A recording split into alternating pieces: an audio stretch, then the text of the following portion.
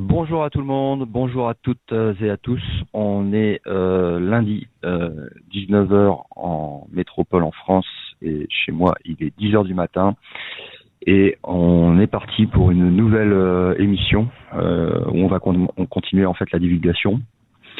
Donc pour vous donner un petit aperçu déjà des deux premières, on a déjà atteint plus de 8000 personnes qui ont vu les deux premières émissions et donc ça monte en puissance et puis nous aussi on va continuer à monter en puissance avec Eric Mess qui nous rejoint à l'heure actuelle et à qui je vais céder la parole pour le laisser faire une petite introduction qu'il a voulu faire. Ça va, tu m'entends là? Je t'entends. Ouais, je ferai l'introduction plutôt en fin en fait parce que j'ai un petit message à passer dans ma langue, donc le tabulien, que je ferai en fin et je la traduirai aussi en français, comme ça tout le monde comprend bien le petit message que je passe. Donc voilà. Ok. Donc petite seconde, j'essaie de voir un truc. Tu sais tenir deux petites secondes au micro sans parce que on va me demander un truc. Donc 2 secondes. Pas de problème. Donc je redonne la parole à Eric Mess. Voilà, donc voilà, est branché. Me revoilà. Désolé, j'ai dû changer de système pour venir en live. Donc voilà, bon, comme tu es au courant, on a quelques petits soucis aujourd'hui, donc Célia a eu quelques petits problèmes alors qu'elle travaille sur un dossier du Vatican. Et elle s'est fait pirater au fait, et il y a deux ordinateurs qui ont entre guillemets brûlé, donc qui sont HS maintenant à l'heure actuelle. Donc voilà. Donc on espère la remettre. On a commencé à voir des attaques d'une forme différente en fait sur la page Facebook aussi. On a des commentaires qui sont très bizarres que vous retrouverez pas parce que je les ai virés, mais qui viennent apparemment du Mossad. Donc voilà, c'est pas spécifiquement écrit dedans, mais par rapport au contenu en fait des messages, on pense que c'est ça. On le sent bien quoi. Il y a quelque chose. Donc voilà. Par contre, je sais pas si c'est normal que je n'arrive pas à atteindre le chat. Par contre. Le chat il est pas ouvert. Alors attends 2 secondes, je l'ouvre. Ce serait peut-être bien que les gens puissent réagir. Oui, bien sûr. Donc ça y est, j'ouvre le chat. Vous allez pouvoir entrer dans le chat. La pauvre Célia. Voilà, donc il est ouvert. Donc voilà, oui, non, c'est vrai qu'on subit des attaques assez bizarres en fait. Il y a eu beaucoup de mouvements en fait depuis qu'on s'est présenté à toi, Laurent. Donc ça, je tiens quand même à le signaler aux gens. Donc comme ça, ils sont un peu au courant de tout ce qui se passe dans l'ombre. Voilà. Alors, j'ai quelques questions concernant en fait je voudrais commencer en fait l'émission par parler de mythologie telle qu'on la connaît sur la Terre, en parlant un petit peu. Alors, je veux pas faire la liste des différentes mythologies, mais quelles sont en fait les mythologies qui révèlent en fait des contacts avec soit des tabuliens, soit d'autres civilisations, et qu'on peut aller regarder à nouveau. Est-ce que tu peux nous parler des mythologies qui sont réelles? Le tour est très vite fait. Donc il y a les Mayas, les Incas, les Aztèques, il y a les Grecs et les Égyptiens. Donc voilà, ça c'est pour le global. D'accord, donc on peut regarder ce qui se dit dans chacune de ces mythologies. Maintenant te dire que les écrits qu'on vous présente là-dessus, sachant que tout a été modifié, que les traductions ne sont pas les vraies traductions de ce qui a pu être traduit, je m'y fierai pas à votre place de tout ce qui est marqué dedans, justement. D'accord. Est-ce que tu veux aborder aujourd'hui tout ce qui concerne les histoires concernant Zeus, Isis, Lilith, etc. Ou tu préfères en faire des articles avant? Je sais pas. Je préfère annoncer certaines choses petit à petit, tout doucement. Parce qu'il y a des choses, faut dire qu'il faut les doser, parce qu'il y a des choses que certains sont peut-être prêts à entendre, mais comme j'ai toujours dit, est-ce que votre voisin est prêt à l'entendre? C'est ça le problème. Ok. Alors, est-ce qu'on peut revenir sur connaissance de l'univers tel que vous la connaissez. Est-ce qu'on peut parler d'un univers infini? On peut parler d'un univers infini, oui, effectivement. Donc, comme tu l'avais très bien imagé lors d'une de nos conversations, où tu le voyais en plusieurs bulles, on va dire. Ouais. Ouais. Eh ben, ouais, enfin, c'est à peu près ça, au fait. Il y a l'infini d'univers, un peu comme ça, mais même si j'ai pas forcément l'image de ce que tu vois de ce que tu vois par bulle, mais ça colle bien dans le contexte. D'accord. Et est-ce qu'à ce moment-là, chaque univers est fini, mais que l'ensemble représente quelque chose d'infini? C'est ça que tu... Oui, c'est exactement ça. C'est exactement ça. Et quand on arrive aux frontières d'un univers fini, comment ça se passe pour passer au suivant? Un simple vortex, tout simplement. D'accord. Enfin, si je qualifie ce qu'il y a de plus proche dans le langage terrien connaissable, enfin, dans le langage terrien connu, ouais. Et que tout le monde peut comprendre, oui, c'est une genre de porte, un genre de vortex. Est-ce que les Tabuliens ont exploré différents univers ou ils restent dans cet univers fini? Ah non, on est déjà passé plusieurs fois les portes, mais on n'a pas encore atteint le fond. Je veux dire, enfin, le bout. Là, si je dois compter avec ta vision de la chose, les bulles, on a dû passer 6 ou 7 bulles. D'accord. Donc voilà, okay. Et ça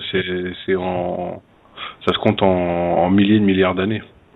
Si je prends une échelle de temps en fait terrestre. D'accord. Et il y a quoi dans ces autres bulles, dans ces autres univers? Bah la même chose qu'on trouve partout, hein, donc des systèmes solaires, des planètes habitées, des peuples, en veux-tu en voilà quoi. Il y en a à l'appel quoi dans l'univers. Ok. Et est-ce qu'en fait on a des sortes de vortex, de portes qui permettent de passer dans des est-ce qu'on parle d'univers différents ou de dimensions différentes? Est-ce que les deux coexistent? Je n'aime pas ce mot dimension parce que ce mot dimension déjà rien que ce que je peux en entendre sur Terre est un élément complètement erroné si on en parle dans le reste de l'univers.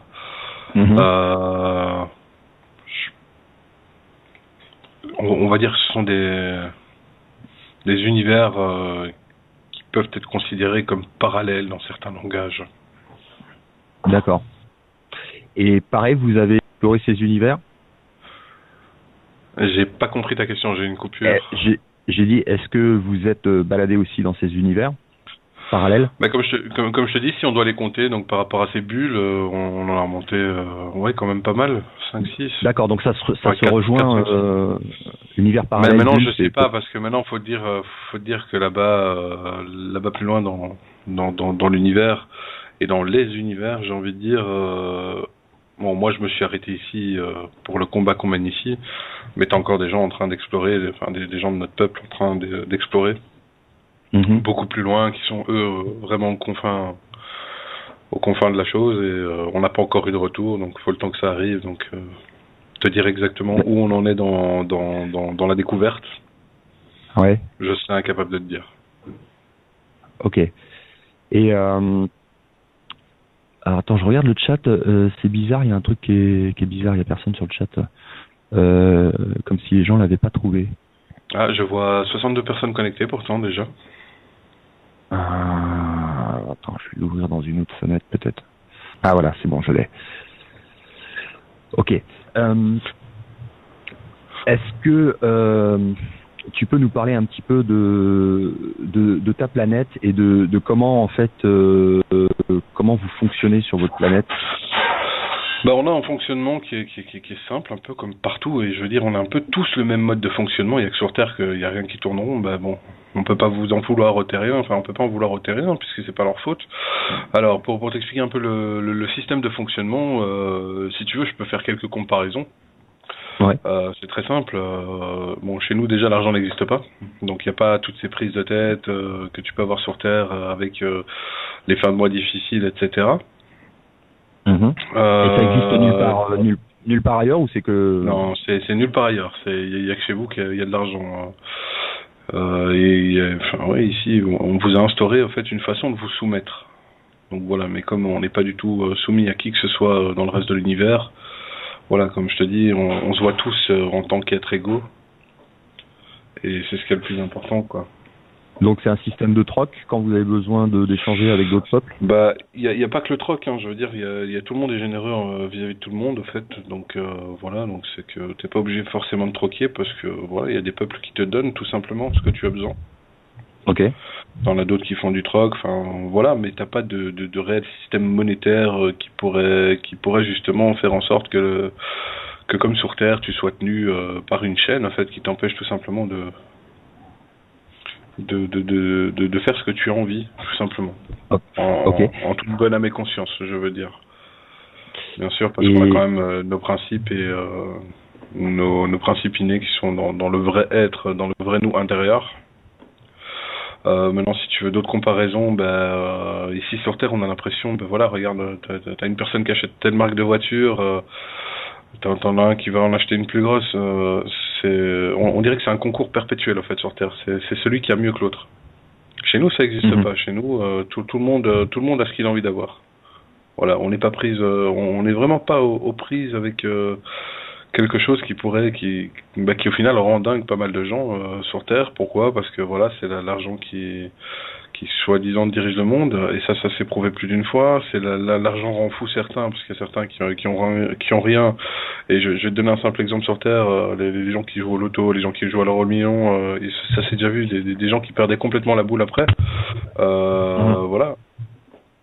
Parce que justement, ils avaient plus la tête sur les épaules. L'argent rend fou, et puis voilà, on n'en a pas dans l'univers, nous on est tous sur le même pied d'égalité, et puis voilà, on se prend pas du tout la tête vis-à-vis de ça. Comment vous êtes organisé au niveau prise de décision sur votre planète? Qui décide de quoi? Alors disons que sur notre planète, donc pour t'expliquer, c'est que, et ça marche partout, c'est valable pour tous les peuples la plupart des peuples de l'univers. Bon, à part les races qu'on appelle rebelles, parce qu'on sait pas du tout ce qui se passe chez eux et on n'a pas trop envie de savoir, parce que je pense que ça doit être un carnage là-bas. Non, c'est qu'on vit en plusieurs petits villages, on va dire, pour t'imaginer le mieux ce que les auditeurs peuvent comprendre. Donc en plusieurs petits villages, et au fait, à l'unanimité, il y a une personne qui nous représente, et c'est une personne qui a toujours été en accord avec nous sur tous les points, en fait. Donc voilà. Et si on a un souci, c'est cette personne-là qu'on envoie, par exemple, dans ce qu'on appelle, ce qu'on pourrait qualifier de la grande ville, justement, avec, en traduction française, le commandant en chef, en fait, de notre peuple, on va dire ça comme ça. Donc voilà, mais qui peut être destitué à tout moment, si jamais il y a quelque chose qui ne plaît pas, justement, à l'un de ces petits groupes. Mais sinon, à côté de ça, on forme qu'un, quoi. C'est une grande communauté, toujours unis sur les mêmes valeurs, le même mode de fonctionnement. Il n'y a pas réellement de hiérarchie, parce que demain, si on a envie, de faire passer, un truc, on n'a pas de loi déjà, donc on a envie de faire passer un message au commandant en chef, je vais l'appeler comme ça, c'est le plus simple pour imager. Eh bien, tout simplement, on se met tous d'accord avec notre représentant qui va aller rencontrer d'autres représentants, etc. et ainsi de suite. Et le message va passer d'une seule voix commune. Tu vois, c'est pas comme si tout le monde votait oui, non, comme sur Terre, tu vois. Non, ici, c'est souvent à l'unanimité parce qu'on est toujours en perpétuel accord les uns avec les autres. Et ça joue aussi le fait d'être en pleine conscience, de pouvoir être connectés les uns avec les autres énergétiquement aussi. Énergétiquement, effectivement.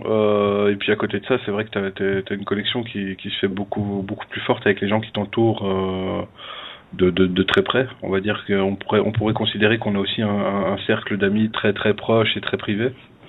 Donc voilà, mais sinon on est tous interconnectés les uns avec les autres.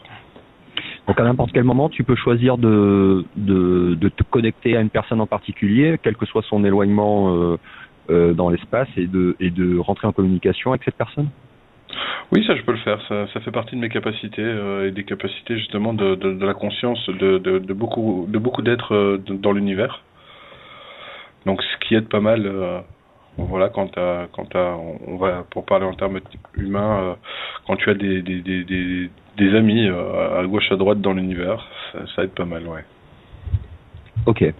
Et il n'y a pas de barrière de langue au niveau énergétique quand vous communiquez de cette façon? Non, aucune. Il y a vraiment aucune barrière. C'est comme si tout était compréhensible avec une clarté, mais de la plus simple, de la plus simpliste des clartés qui puisse exister, quoi. D'accord. Donc t'as pas besoin d'apprendre des langues quand tu te déplaces d'une planète à une autre pour communiquer avec Non, les pas gens. du tout. Pas du tout. On communique avec le langage universel. Notre langage universel dans tout l'univers, c'est justement les énergies et les ondes énergétiques. Donc voilà. Il n'y a que sur Terre que tu as eu besoin Déjà quand je suis arrivé, t'imagines le choc, parce que quand on vous a laissé lors du déplacement, il y avait qu'une seule langue. Tout le monde parlait la même langue. Mm-hmm. Là, t'as eu une division phénoménale, et sur Terre, c'est un peu choquant, quoi, quand tu reviens, que tu laisses un peuple avec une seule langue, que tu laisses un peuple que tu as aidé à se reconstruire et tout, et t'arrives ici, il y a que des changements en fait. C'est plus ce que t'as laissé, c'est plus les gens que tu as connus, c'est plus, enfin, ouais, je sais pas, c'était radical, quoi. Ils ont voulu instaurer ce qu'ils vous ont instauré, et ils l'ont fait. Désolé de le dire, à un moment ou à un autre, il faut aussi reconnaître que des fois ils ont des victoires, et là ça fait une victoire pour eux, quoi. Mais on va pas les laisser continuer, quoi. Il faut qu'on les écrase, quoi. Voilà. Ok. Et comment est-ce que tu peux nous donner des exemples de technologies en fait qui ont été utilisées, mis à part enfin non, tu peux comprendre aussi cette machine, mais pour en fait mettre la planète dans une sorte de prison de manière à cacher en fait ce qui se passe autour. Bon, ben en fait, donc pour en revenir à ça, bon, je vais essayer d'employer des termes connus de tout le monde pour vous imaginer, enfin pour que vous puissiez vous imaginer au mieux ce qui se passe autour de vous. Donc par exemple, quand je te parle d'hologramme autour de la Terre, c'est très simple. Ils ont installé en fait une machine qui ressemble à un hologramme géant en fait, qui englobe toute la planète. C'est comme s'il y avait tout un écran qui s'était fait autour de la planète, et la seule chose qui est réelle dans ce qu'on voit dans le ciel le jour ou la nuit, qu'on peut apercevoir aussi le jour à leur coucher du soleil imposé, je veux dire, c'est la Lune. D'accord. Voilà. Le reste étant réel mais déformé, c'est ça? Le reste est réel mais déformé en distance, ne fût-ce qu'en distance. En fait, il y a une notion de distance qui n'est pas juste. Posez-vous simplement la question de la petite sonde qui a été envoyée soi-disant sur Mars. Mm-hmm. Donc, posez-vous juste cette question-là. Regardez les millions de kilomètres qu'il y a entre la Terre et Mars. Mm-hmm. Regardez la taille du moteur de ce qu'ils ont envoyé, donc du propulseur. Mm-hmm. Et regardez en combien de temps elle est arrivée soi-disant sur Mars.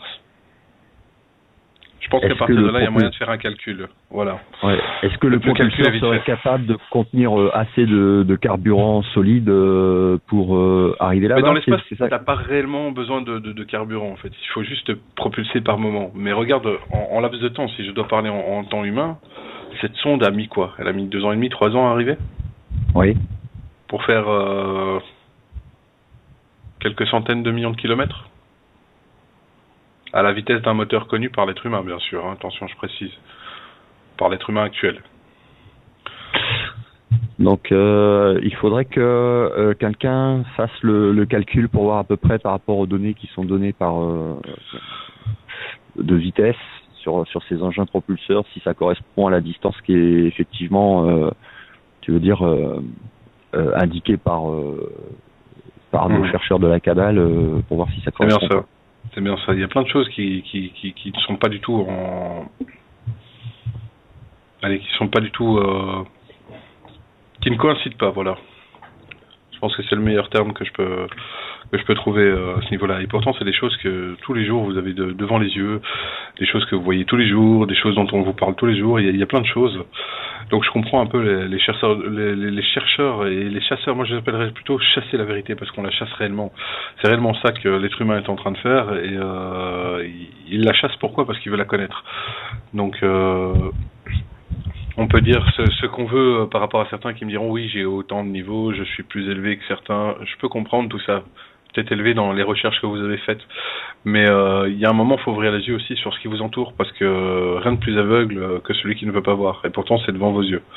Et généralement, c'est les choses les plus simples qu'on ne constate pas tout de suite. Voilà.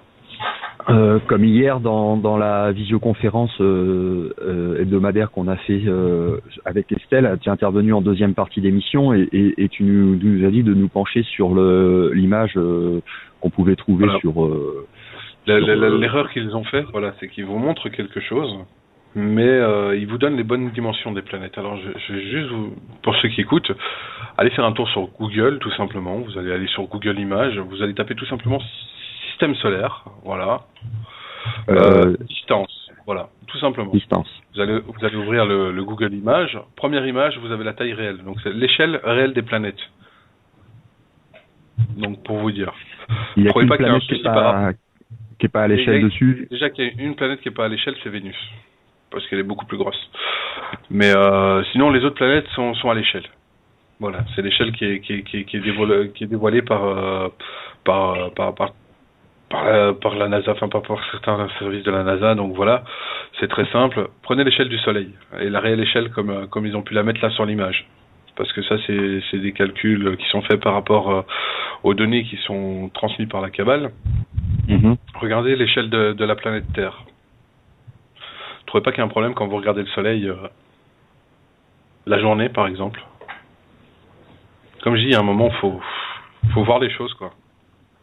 Mm-hmm. Faut réussir à se rendre compte. Voilà. Et alors, pour répondre à une question, dans le chat, là, il y a quelqu'un qui dit oui, mais la Lune n'est pas sur la photo. La Lune, j'y viendrai bientôt. J'y viendrai. Voilà. Ok. Concernant notre système solaire, tu dis il y a beaucoup plus de planètes en fait. Il y a des centaines de planètes habitables et il y a plein de planètes habitées dans le système solaire ici. C'est juste qu'on vous met un voile devant les yeux pour pas justement. Je pense qu'ils le font pour pas que vous puissiez appeler à l'aide, tout simplement. Mais je pense qu'ils n'avaient pas non plus calculé le fait qu'on avait encore des agents sur Terre. Mm-hmm. Voilà. Moi, ce que j'ai été très surpris en fait de comprendre en fait par rapport au fait qu'il y a plusieurs planètes habitées dans notre système solaire. Eux, par contre, ont la technologie, ne sont pas sous l'emprise, ne sont pas forcément que sous attaque. Ils sont autonomes, ils sont pas sous attaque des rebelles, et ils pourraient très bien nous filer un coup de main, et ils le font pas. Alors ils le font pas. Il y a un grand égoïsme dans l'univers où c'est uniquement l'égoïsme, c'est un mot typiquement terrien, c'est un mot typiquement de la Kabbale. Faut oublier ce mot. On a une façon de fonctionner effectivement dans l'univers qui ne peut pas être comprise par tout le monde, surtout pas par le peuple de la Terre, avec les choses actuelles qui se passent. Et là, je suis totalement d'accord qu'il y a une grosse incompréhension. Le peuple de la Terre vient de Mars, vient d'une autre planète se situant un peu plus loin juste avant. S'ils ne sont pas intervenus, c'est déjà parce qu'ils considéraient que les gens qui sont partis coloniser Mars sont des traîtres à leur nation. Et je dis bien à leur nation à l'échelle de planète pour parler de façon compréhensible pour les gens. Donc c'est un peu comme ici. Oui. Sur la première émission, on avait parlé du mouvement en fait de Mars à la Terre, mais on n'avait pas parlé en fait du mouvement précédent. C'est bien ça. Mais j'en reviendrai pas tout de suite dessus, j'en reviendrai à un autre moment, mais c'est pour expliquer. Donc eux ne sont pas rentrés dans le conflit parce que eux n'ennuient personne, ils sont chez eux, on les ennuie pas, ils vont ennuyer personne et ils vont se mêler des affaires de personne. C'est à peu près ce qui se passe dans tout l'univers et c'est pour ça que justement il y a des races comme la nôtre qui sommes considérés comme qui est considérée comme une race protectrice, qui elle sillonne et vient en aide justement. Parce que le problème de l'univers, c'est que tant que ton voisin t'ennuie pas, tu l'ennuies pas. Tu vas pas te mêler des affaires de ton voisin. Voilà, ça c'est... C'est un principe de non-intervention, quoi. Disons que c'est une des lois universelles, quoi. Si on met ça en termes de loi, voilà. Ouais. Ok. Il n'y a pas de guerre préventive, il n'y a pas de... Non, jamais.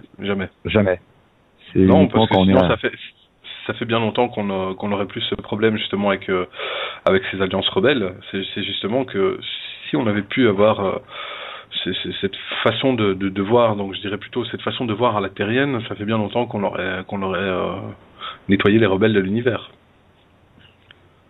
Mais on le fait pas. Pourquoi? Parce que quand ils sont chez eux, on a un principe, quand quelqu'un est chez soi et qu'il ennuie personne, pourquoi aller ennuyer ton voisin? Enfin, tu vois, c'est ça. Si je dois la traduire pour que tout le monde comprenne. On n'ennuie pas quelqu'un qui t'ennuie pas, tu vois. On se mêle pas des affaires des autres. Et voilà. Et la situation actuelle ici, est-ce que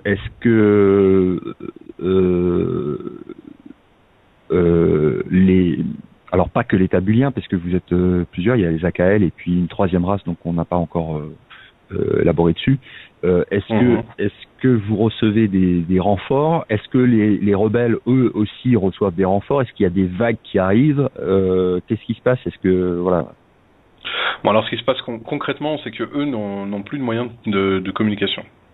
Donc voilà. Hormis ce qui se passe sur Mars actuellement avec les colonies, dont on en ignore un peu plus. Bon, il faut dire que sur Mars, il y a encore des combats qui font rage sur la planète. Maintenant, sur Terre, ils sont vraiment confinés. Il n'y a pas moyen, ils n'ont pas de façon de communiquer, je veux dire, en envoyant des ondes ou énergie ou autre dans l'espace et dans tout l'univers. Ça leur est impossible. Donc maintenant, ce qui se passe sur Mars, j'en sais rien. Enfin, j'en sais rien. Je le sais, mais j'en parle pas parce que voilà, on sait qu'il y a des combats qui font rage, mais on sait pas forcément s'ils ont le matériel adéquat pour la communication et autres. Donc ça, c'est pour le premier point. Non, là vraiment, ceux qui sont sur Terre, ils sont confinés. Nous, on reçoit des renforts quasiment tous les jours. Mais c'est vous qui êtes confinés? Oui, ils sont confinés. Oui. Ils sont confinés par nos soins et surtout par le fait qu'on est cinq gros vaisseaux de guerre qui tournent autour de la Terre et qui envoient bon, je vais essayer de le traduire en compréhensible, une espèce de champ de force qui empêche toute communication extérieure. Voilà. Alors, question. Une fois qu'on est en dehors, enfin qu'on est dans l'espace, je prends l'exemple de la station internationale,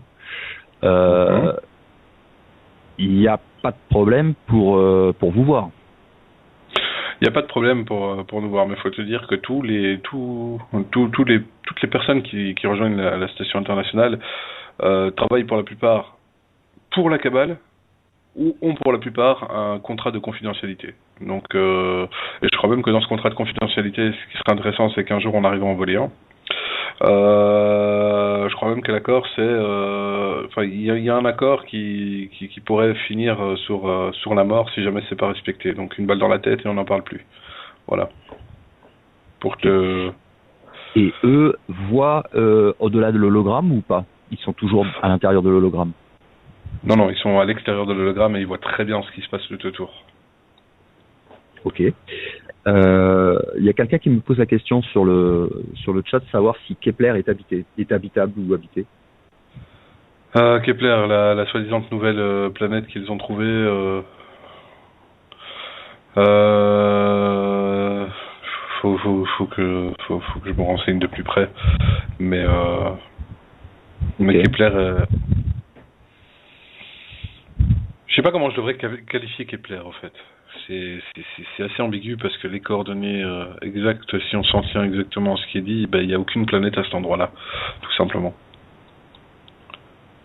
C'est un faux espoir ou alors c'est encore une image qu'on essaye de vous rendre pour que les gens soient contents, tu vois. Tout ça c'est du travail, c'est du travail psychologique en fait qui joue sur vous en fait, tout simplement. Ok. Alors, pour revenir au système solaire, on a différentes planètes habitables, beaucoup qui sont pas répertoriées par nos, enfin qui ont connaissance mais qui nous divulguent pas. Mmh. Est-ce que Pluton est une planète habitable, habitée? Alors, ou est-ce que c'est un morceau de rocher Alors, par là, quoi. était une planète il y a encore quelques dizaines de milliers d'années. Et c'est justement ces agents rebelles qui ont fait que Pluton n'est plus une planète à l'heure actuelle et n'est devenu qu'un petit caillou, au fait. Pluton, c'est une balle de ping-pong dans l'univers actuel. Voilà. Donc, elle a été minée. Elle a été minée, elle a été rongée justement par ce minage. Donc quand on voit ce qu'elle est devenue, je donne pas cher de Mars, c'est ce qui se passe actuellement sur Mars. Et puis bien sûr, bon, nous on est sur Terre, on lutte, mais je veux dire dans le cas d'une défaite, faut voir toutes les sorties possibles. Hein. On peut autant gagner comme on peut avoir une défaite, parce que ça, ce sera selon le bon vouloir aussi des gens à voir ce qui se passe réellement autour d'eux et à nous aider à faire bloc.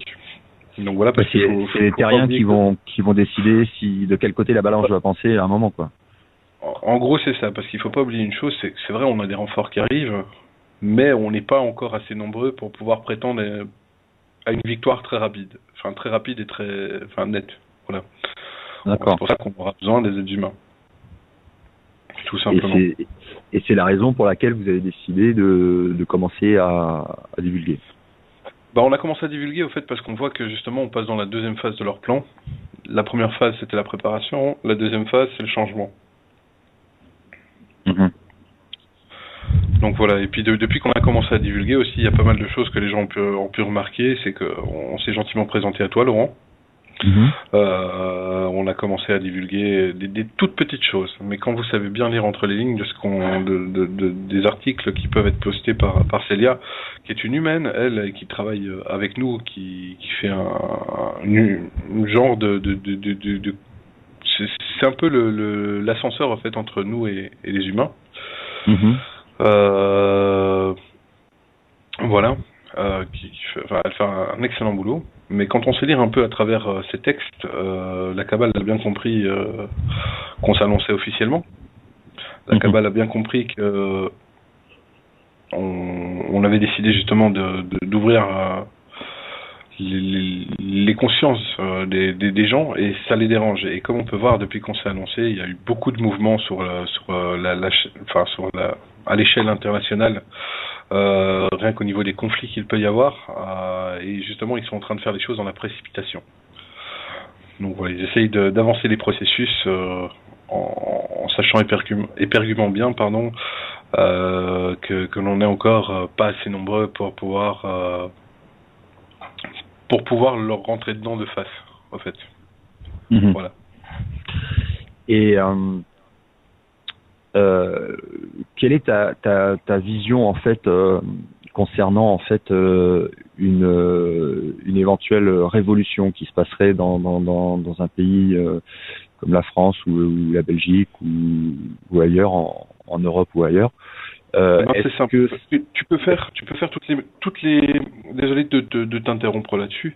Tu peux faire toutes les simulations que tu veux à partir du moment où il y a un certain nombre de personnes qui vont se lever et faire bloc face à leur état corrompu. C'est tous les pays du monde qui vont suivre. Voilà, tout simplement. Il faut que tout le monde arrive à ne faire qu'un seul. Que ce soit les juifs, les musulmans, les catholiques, qui sont ces trois grandes religions monothéistes qui divisent actuellement dans le monde. Arrêtez de vous prendre la tête sur vos religions. Arrêtez de vous prendre la tête aussi sur votre couleur de peau. Formez qu'un seul. Ne formez qu'un seul, c'est comme ça que vous allez pouvoir les vaincre et récupérer votre liberté. Voilà, et j'ai entendu, j'ai lu, je t'en ai parlé d'ailleurs, un commentaire qui dit oui, mais à partir du moment où on parle de guerre, etc., ça ne rentre pas dans mes convictions. Mais là, on parle de gagner sa liberté. On parle de se battre pour sa liberté. On parle pas de faire des bisous à ton ennemi qui va gentiment te dire « Ah, j'ai apprécié le bisou, je te libère de ta conscience, reprends ta pleine conscience. » C'est pas comme ça que ça marche. Il y a un moment, je pense aussi que l'être humain est tellement endoctriné par ces histoires de religion, de paix, d'amour, de lumière et tout ce qui s'ensuit, mais qu'il en est lui-même aveuglé. Et que malgré tout, malgré que ce soit des chercheurs de vérité pour certains, je suis vraiment désolé pour ce que je vais dire, il y a un moment, faut que, je sais pas, il y a un moment, faut se bouger le cul de la chaise, on va dire ça, même qui t'a choqué, c'est pas grave, et il faut savoir dire stop, il faut savoir affronter. Je veux dire, les pays qui se sont battus, donc j'ai entendu parler, c'est l'Islande, si mes souvenirs sont bons. Oui. Ils se sont battus, ils sont sortis dans la rue. C'est bien de sortir dans la rue, mais à cette personne, je suppose qu'elle nous écoute, je n'en fais que la supposition, qui disait oui, mais ils ont fait des manifestations, ils ont gagné comme ça. Non, en face d'eux, il y avait des policiers en train de leur taper dessus et ils leur faisaient pas des bisous. Donc voilà, et c'est comme ça qu'ils ont mis leur gouvernement hors d'état de nuire. Tout simplement. Et c'est pas en leur faisant des bisous, ils prenaient des coups de matraque, mais ils les rendaient aussi des coups. Donc il y a un moment, faut savoir sortir, oui, que comme tu l'as si bien dit plusieurs fois et tu le répètes depuis plusieurs jours, Laurent, faut savoir sortir de son petit confort. Voilà, tout simplement. Faut savoir se mettre dans des positions des fois qui sont pas forcément agréables. Et c'est comme ça qu'on pourra avancer petit à petit. Voilà.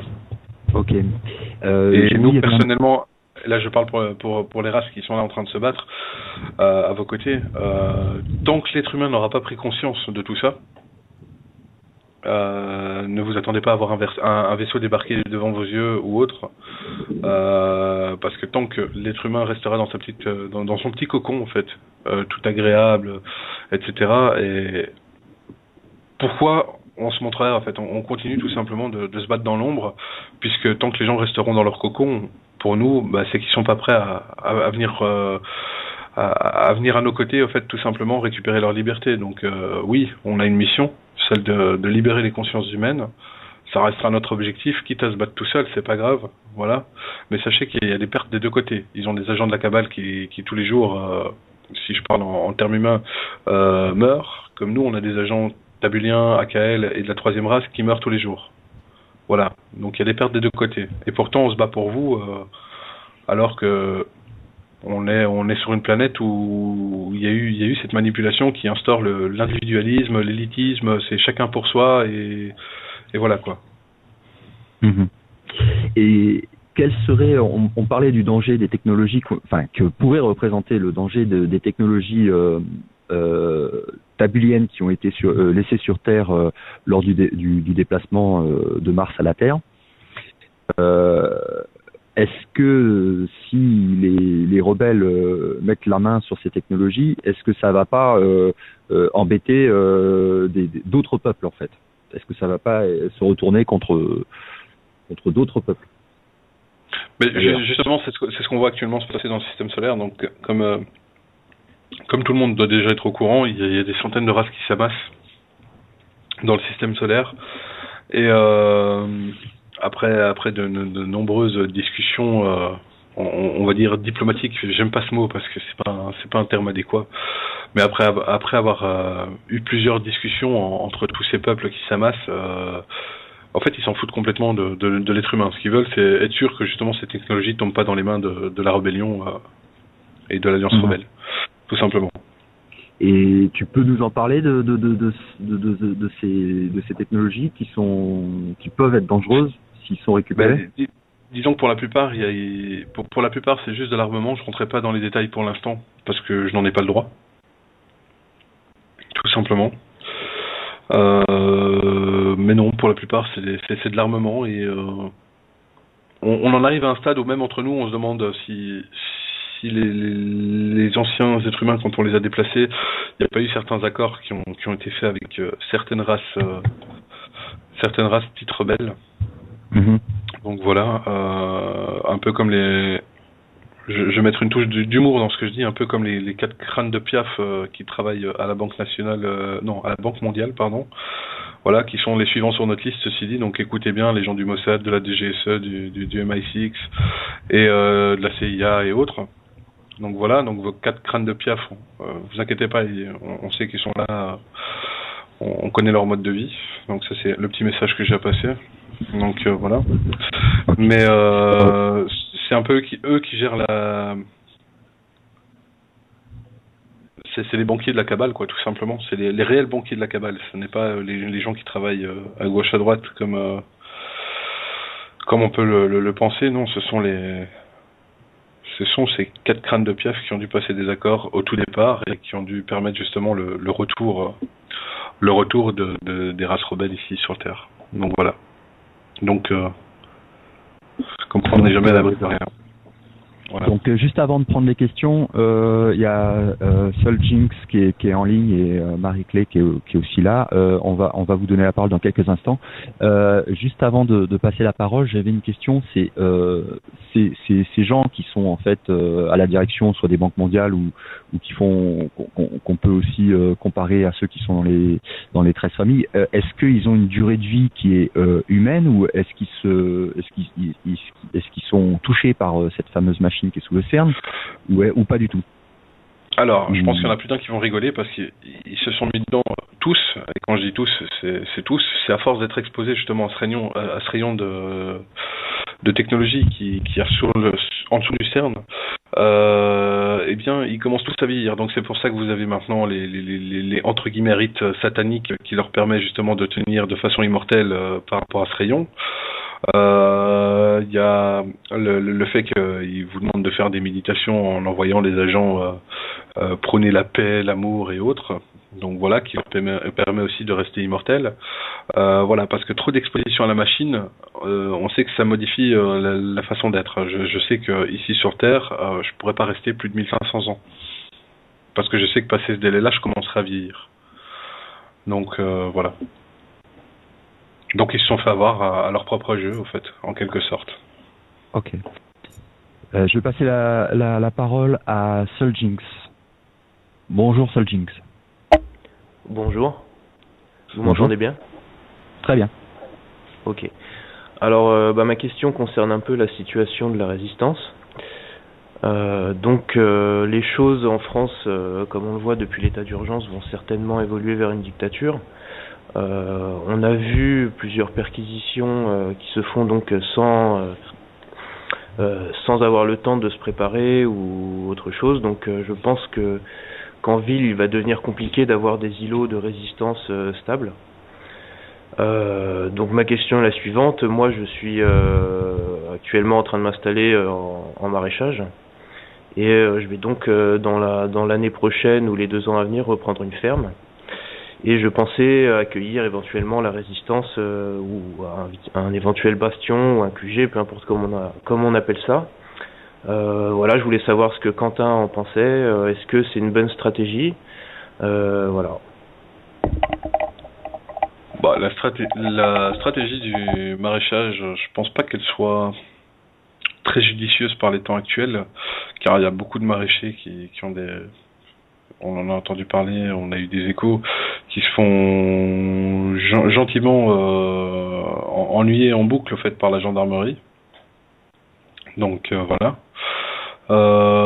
Mais sinon, c'est une très très bonne idée à côté de ça. Bon, maintenant, moi, je pense que si on parle uniquement de la France, faudrait jouer justement sur le petit texte de loi dans la Constitution française, qui je ne le connais pas par cœur. Enfin, je sais pas te dire le numéro de l'article, mais qui dit qu'à partir du moment où le gouvernement n'est plus apte, au fait, eh bien, le peuple a totalement le droit de le destituer. C'est en gros là-dessus que plusieurs personnes voulant résister devraient faire face. Et voilà, et ne pas avoir peur, en fait, de la police de l'État. Ça sert à rien d'en avoir peur. Oubliez la peur. La peur n'est qu'un sentiment instauré par toute cette manipulation. Voilà. C'est le seul conseil que je peux donner par rapport à ça. Sanjik, ça te convient comme réponse? T'as une autre question? Oui, ça me convient, mais bon, enfin, je pense que simplement se battre avec un texte de loi, c'est un peu léger, quoi. En face de nous, on a quand même...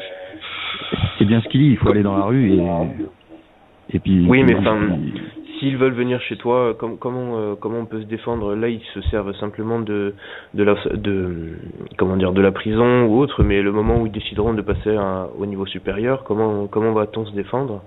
Comment on va continuer la lutte? Il faut être des millions. Oui, mais nous ne sommes pas des millions là. Nous ne sommes pas des millions. Avec Metz? Il y a une chose que je pourrais dire, c'est arrêter d'être passif. Il y a un moment, je vois, on voit tous les jours, et ça c'est même en surveillant, parce qu'on est très très proche aussi des journaux, parce qu'on les étudie de très près. Donc tous les messages qui peuvent être passés, on voit tous les jours des manifestations à gauche, à droite, etc., qui finissent toujours avec des heurts avec la police. Mais rendez coup pour coup. Faites comprendre à la police que vous n'êtes pas du bétail, tout simplement. Prenez un coup de matraque, mais rendez le coup. Il y a un moment, faut savoir, désolé, dire merde. Il y a un moment où il faut arrêter de passer pour des victimes. Vous n'êtes pas des victimes. Là, vous êtes victime, justement, de gens sans scrupules, tenus par des êtres humains comme vous. Vous êtes le bétail tenu par des êtres humains qui sont comme vous, que eux nomment eux-mêmes de chiens. Donc il y a un moment, faut faire rentrer dans le crâne, et désolé, ne tendez pas la joue gauche. Prenez une baffe, rendez-la. Je veux dire, il y a que comme ça qu'on pourra avancer. Il faut arrêter d'être les bras ballants et croire que l'amour va tout résoudre. Merci Soljink. Je te laisse parce qu'il y a d'autres personnes qui attendent pour poser des questions. Et puis si tu veux rappeler, tu rappelles tout à l'heure. Qu'est-ce que je voulais dire? Est-ce que, avant de prendre la prochaine question, je voudrais que tu nous parles un peu de la franc-maçonnerie et en particulier du 7e cercle. Bon, alors en fait, dans la franc-maçonnerie, il faut dire qu'il y a 7 cercles. Donc c'est selon le niveau et le grade de chacun dedans. Donc, parce que nous ici, on est habitué à parler de 33 niveaux.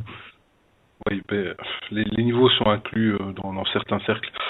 Je la fais de façon générale, moins complexe, justement pour que ce soit compréhensible par tous. Donc, faut dire que quand on parle franc-maçonnerie, faut mettre tout le monde dans ce sac-là. C'est la cabale complète. La franc-maçonnerie n'est qu'une illusion, puisque dans les derniers cercles, on retrouve tout le monde. En fait, dans les 2 derniers cercles, on retrouve de tout. Ça peut être autant de l'Alliance Rebelle, des gens de l'Alliance Rebelle, ça peut être autant des gens qui ont prêté allégeance justement à ces extraterrestres venus pour vous manipuler et pour vous piller, j'ai envie de dire, et vous rendre en esclave. Donc ça, c'est pour le 6e et le 7e cercle. Voilà ce qu'on trouve exclusivement dedans. Après, c'est des gens très mal informés, mais qui prêtent quand même une allégeance en jurant sur leur vie. Donc après, je pense qu'il faut se poser des questions. Mais si on parle du 7e cercle, le 7e cercle, c'est le plus privé, c'est le plus fermé, c'est là où il y a les sacrifices, c'est là où il y a toutes les dérives, donc les viols, la pédocriminalité, et j'en passe. Mais c'est le pire des cercles qui puisse exister dans la franc-maçonnerie. Et c'est là qu'on retrouve justement la plupart des chefs d'État, la plupart des hauts de la cabale. Des juges. Ouais, on retrouve de tout, des juges, des journalistes, des hommes politiques. Enfin bref, voilà, c'est vraiment ça la septième sphère de la franc-maçonnerie. Donc la franc-maçonnerie, c'est un tout, ça pourrait représenter toute la cabale. Voilà. Est-ce que Manuel Valls fait partie du 7e cercle? Il y a de très fortes chances, et même je pourrais dire que j'en suis sûr à 100%. Voilà. Ça ne fait pas de douter. Il faut dire un truc aussi en France, il y a un truc bizarre, c'est que c'est pas Hollande qui gouverne. C'est pas Hollande. Hollande, c'est le pantin de Manuel Valls. Tout simplement. Et ça restera comme ça, en fait. C'est le Premier ministre qui a les pleins pouvoirs. Malgré ce qu'on essaye de faire croire. C'est pas étonnant parce qu'en fait, il y a une élection pour un président, mais derrière, il n'y a aucune élection pour le pour le Premier ministre, puisque c'est le président qui choisit en fait son Premier ministre. Enfin, il choisit pas réellement. Il choisit pas. Il faut dire comment c'est fait. Il est imposé. Ouais. Il est imposé directement par la franc-maçonnerie. Et donc voilà ce que sont réellement les francs-maçons. Ils peuvent faire ce qu'ils veulent. Ne vous entourez surtout pas de francs-maçons, quel que soit le message qu'ils peuvent passer, même s'ils sont dans les plus basses sphères. Ça risque de vous causer des problèmes. Et généralement, quand il y a un franc-maçon autour de vous, c'est pas pour rien, c'est souvent pour casser votre image et vous démolir, en fait, tout simplement, comme il se passe avec certaines personnes à l'heure actuelle, voilà, tout simplement. Et il y en a beaucoup à la télé qui sont parmi les journalistes, des gens très très connus. Je peux citer quelques noms dont je suis sûr. Donc je parlais par exemple de certaines personnes comme Larry King, donc plus connu sur le nom, enfin de son vrai nom de naissance, qui est Lawrence Harvey Zeiger. Okay. On trouve aussi Alexander Emrick Jones, plus connu sous le nom d'Alex Jones, qui lui est un réalisateur. Maintenant, si on veut taper dans encore un peu plus gros scandale, il y a Wolf Blitzer, qui fait partie de CNN Washington, puisque je me suis renseigné depuis exactement de où. Donc voilà, enfin il y en a plein comme ça. Maintenant, les journalistes français, on peut retrouver des Bourdin, des Zemmour aussi. Faites attention à Zemmour, Monsieur Double Discours. Donc voilà, il y en a plein, c'est comme ça, on en est bourré rien que dans les médias. Donc. Et tu me disais qu'en fait, hors antenne, tu me disais qu'en fait, Jean-Jacques Bourdin, il est là pour rappeler à l'ordre en fait les membres de la franc-maçonnerie qui font. Disons que quand on voit un homme politique aller là-bas se faire casser devant Bourdin, c'est un petit peu la claque que les hommes politiques peuvent prendre pour leur rappeler arrêtez de faire à votre tête et voilà quoi. Il y a des gens qui dirigent derrière donc et quand Jean-Marc Bourdin, c'est ça aussi ce côté sur la chaîne de radio RMC. C'est ça aussi son petit côté du je démolis les politiques et autres. C'est un petit peu comme si c'était le glaive de cette franc-maçonnerie française qui arrivait au fait en pleine face sous l'apparence d'une claque, quoi, une humiliation de plus, voilà.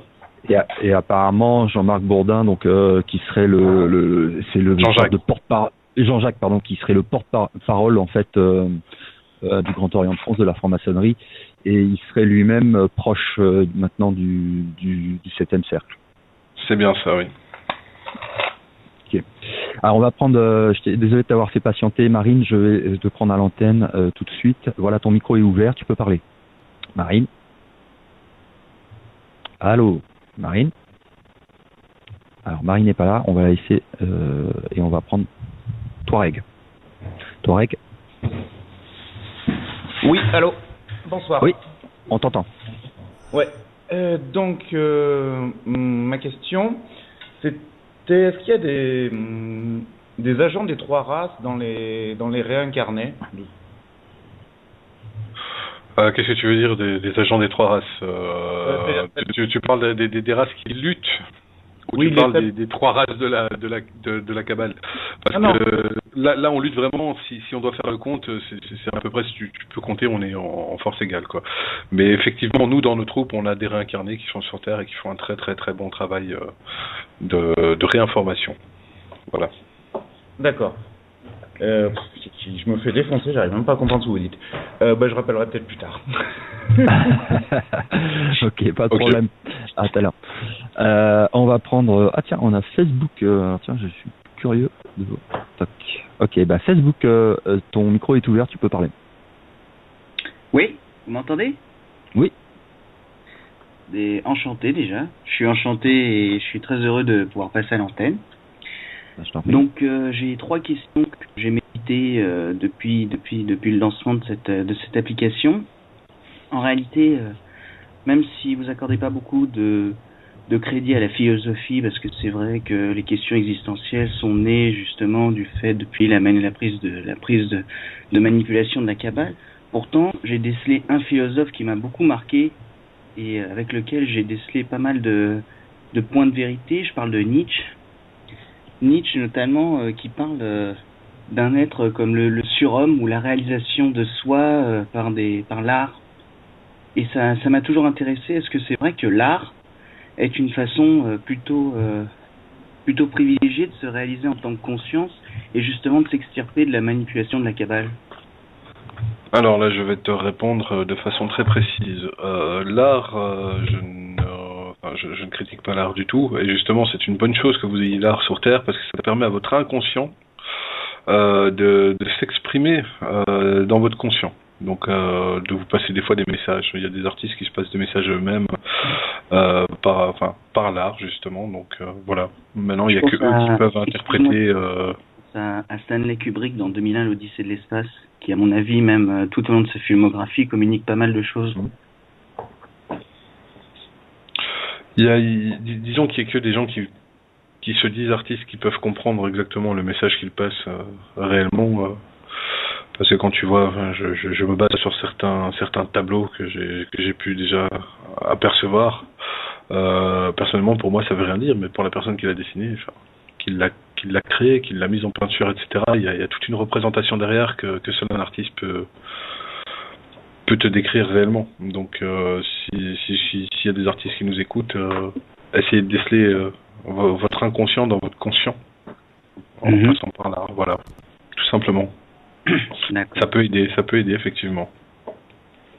Merci beaucoup. J'ai une autre question, si possible. Laurent, tu me permets? Bien sûr. C'est à propos de la figure de Jésus. Même si j'ai toujours cherché à m'extirper des religions, en méditant, en m'interrogeant plutôt personnellement, je me suis toujours dit que Jésus, même si c'était un voyageur, un voyageur qui venait des étoiles, qui avait une image justement, cette image de l'étoile du berger, visiteur de l'espace, comme quoi Jésus pouvait aussi incarner une forme de conscience, un idéal que chaque être humain pouvait côtoyer en éveillant justement, comme tu le dis, sa propre conscience. Qu'est-ce que tu en penses de cette analyse? Effectivement, il avait un message à passer et son message de paix, en fait, c'est resté uni, tout simplement. Chose qui n'a pas forcément fonctionné, puisqu'à l'heure actuelle, tout le monde est dans son coin, tout le monde a sa religion, il prétend que sa religion est mieux que l'autre, alors que ce sont des problèmes qui ne devraient pas être. Si on écoute réellement bien le message de tous les messagers qui ont pu être envoyés, il y en a deux qui sont passés, de réels. Voilà, oui. Et voilà. Et ils avaient tous les deux le même message de paix, les mêmes actions innées, en fait, à aider leurs semblables. Et je pense que c'est là qu'on s'est perdu en route. Quand je vois les humains, c'est là qu'il y a un problème, quoi. Parce que le message véhiculé n'est plus du tout ce qu'il représente à l'heure actuelle. Bon, maintenant on peut voir allez, tu parles de Jésus. Maintenant pour la petite anecdote à côté, il y a depuis peu un groupe de scientifiques qui prétend avoir réussi à redessiner le visage de Jésus. Mais je peux te dire que si j'étais à sa place et que j'apprenais ça, je reviendrais ici juste pour mettre une paire de claques à celui qui a osé le dessiner comme ça. Quand on connaît ses origines, enfin comme tu l'as dit. Voilà, tout simplement. Bon, ok. Je pense que j'aurai une autre question, mais tu pourras me rappeler tout à l'heure. Je vais pas vous embêter. Ouais, tu rappelles après. D'accord. Merci beaucoup en tout cas de m'avoir pris l'antenne. Je t'en prie. À tout à l'heure. Y a pas de quoi. Merci. Si on parle de Jésus, il y a une chose que je voudrais préciser, enfin que tu précises, c'est Jésus est pas du tout né en l'an 0. Enfin, alors déjà, il est pas né, il est pas né et il est pas du tout issu de l'an 0. Donc voilà, donc là on peut remonter. Je vais essayer d'y aller en termes de temps pour avoir. Attends, je remonte dans ma mémoire. Alors, il est pas né, ça veut dire qu'il s'est pas incarné ici, quoi. Il est venu avec des moyens technologiques sur Terre. Il est venu par des moyens technologiques, effectivement. Maintenant, si je dois reprendre un plus ou moins et une moyenne dans l'échelle de temps terrestre, en partant de l'an 0, mais en descendant dans les moins, on est facile à moins 15 000 ou moins 20 000. D'accord. Voilà. Et c'est ce qu'on retrouve dans les écritures égyptiennes, en fait. Il y a une histoire, en fait, Et en fait, il y a toute une histoire, mais que ce soit chez les Égyptiens, pardon, que ce soit en termes chamito-sémitiques ou alors sumériens ou pré-sumériennes. Voilà, tout ça est écrit, donc que ce soit chez les Incas, les Mayas, les Aztèques, les Égyptiens, même chez les Grecs, on peut en retrouver sur les trois quarts, les trois quarts des choses qui ont été détruites justement par la Kabbale, aussi au niveau grec. Et tout est écrit. Il suffit juste d'en avoir le réel sens. Et pas les fausses traductions qu'on a pu en faire jusque maintenant. Voilà. Et puisqu'on est dans les écrits religieux, on peut parler aussi d'Adam et Ève, qui est une vraie histoire, mais qui s'est pas du tout passée comme elle est racontée dans les écrits religieux, puisqu'elle n'a pas eu lieu sur Terre. Non, elle n'a pas eu lieu sur Terre, effectivement, elle a eu lieu sur Mars, ça c'est le premier point. Donc voilà, Ève n'est pas la première femme d'Adam, c'est la deuxième femme d'Adam. Enfin, je cite les noms terrestres, donc les noms qu'on trouve ici sur Terre pour représenter ces personnes. La première femme de ce fameux Adam, c'était Lilith, donc voilà, que vous connaissez sous l'appellation Lilith ici, mais que vous qualifiez de démon. Enfin bref, ça c'est encore des histoires ésotériques qu'on peut, on va dire ça comme ça, puisque les démons, voilà, c'est rien de plus que la Kabbale. Donc voilà, faut dire que Lilith n'est pas un démon, c'est un être venant du même peuple qu'Adam. Ils ont commencé à repeupler donc sur Mars. En commençant à repeupler, faut dire que après nous avons notre cher ami grand chef astarien qui s'est pointé et qui a réussi justement à retourner Lilith en sa faveur. Donc elle a rejoint le peuple astarien. Et donc c'est là que Ève rentre en second plan en fait comme sa deuxième femme. Voilà, tout simplement. D'accord. Ok. On en reparlera. Je pense qu'il y a des choses à creuser sur l'histoire de Lilith. Alors, juste une question intéressante qui vient de tomber dans le chat de blablabla. Les droits de l'homme, effectivement, ont été écrits par la Kabbale et, entre autres, ont été rédigés par la franc-maçonnerie. Voilà. Pour te répondre. Ok. Comme la Constitution, d'ailleurs. Comme la Constitution, quoique la Constitution, s'il y a bien une chose qui peut leur mettre leur propre balle dans le pied tout seul, donc ils se tirent dessus tout seul dedans, c'est leurs petits articles de loi qui dit que si l'État n'est pas apte à diriger, etc., le peuple, les citoyens ont totalement le droit de reprendre le pouvoir. La seule différence, c'est que bizarrement, quand il y a des tentatives, et ben bizarrement, cette loi, c'est comme s'il n'existait plus. Donc en fait, c'est un bafouage total de vos droits fondamentaux, d'après ce que je comprends et de ce qu'ils en disent, puisque si on analyse bien les lois françaises, la Constitution française est au-dessus de toutes les lois, même les lois internationales. Voilà. Je vais passer la parole à Marine si tu es là. Marine, est-ce que tu nous entends? Bon, toujours pas Marine. Ok. Donc peut-être tu as des problèmes de micro. Vérifie. Je te garde à l'antenne et puis je te repasserai la parole tout à l'heure. Je passe la parole à Will Jack. Bonjour Will Jack. Bonsoir. Bonsoir. Oui, très bien. On appelle. Moi, je vais rester un peu sur le thème du Messie et de Jésus qu'on vient juste de voir, parce que je voudrais revenir un petit peu sur Kesh, l'histoire Kesh, moi que j'ai suivi d'assez près en fait, et j'ai entendu Quentin parler du fait que effectivement Kesh, en tout cas son énergie c'était du flanc.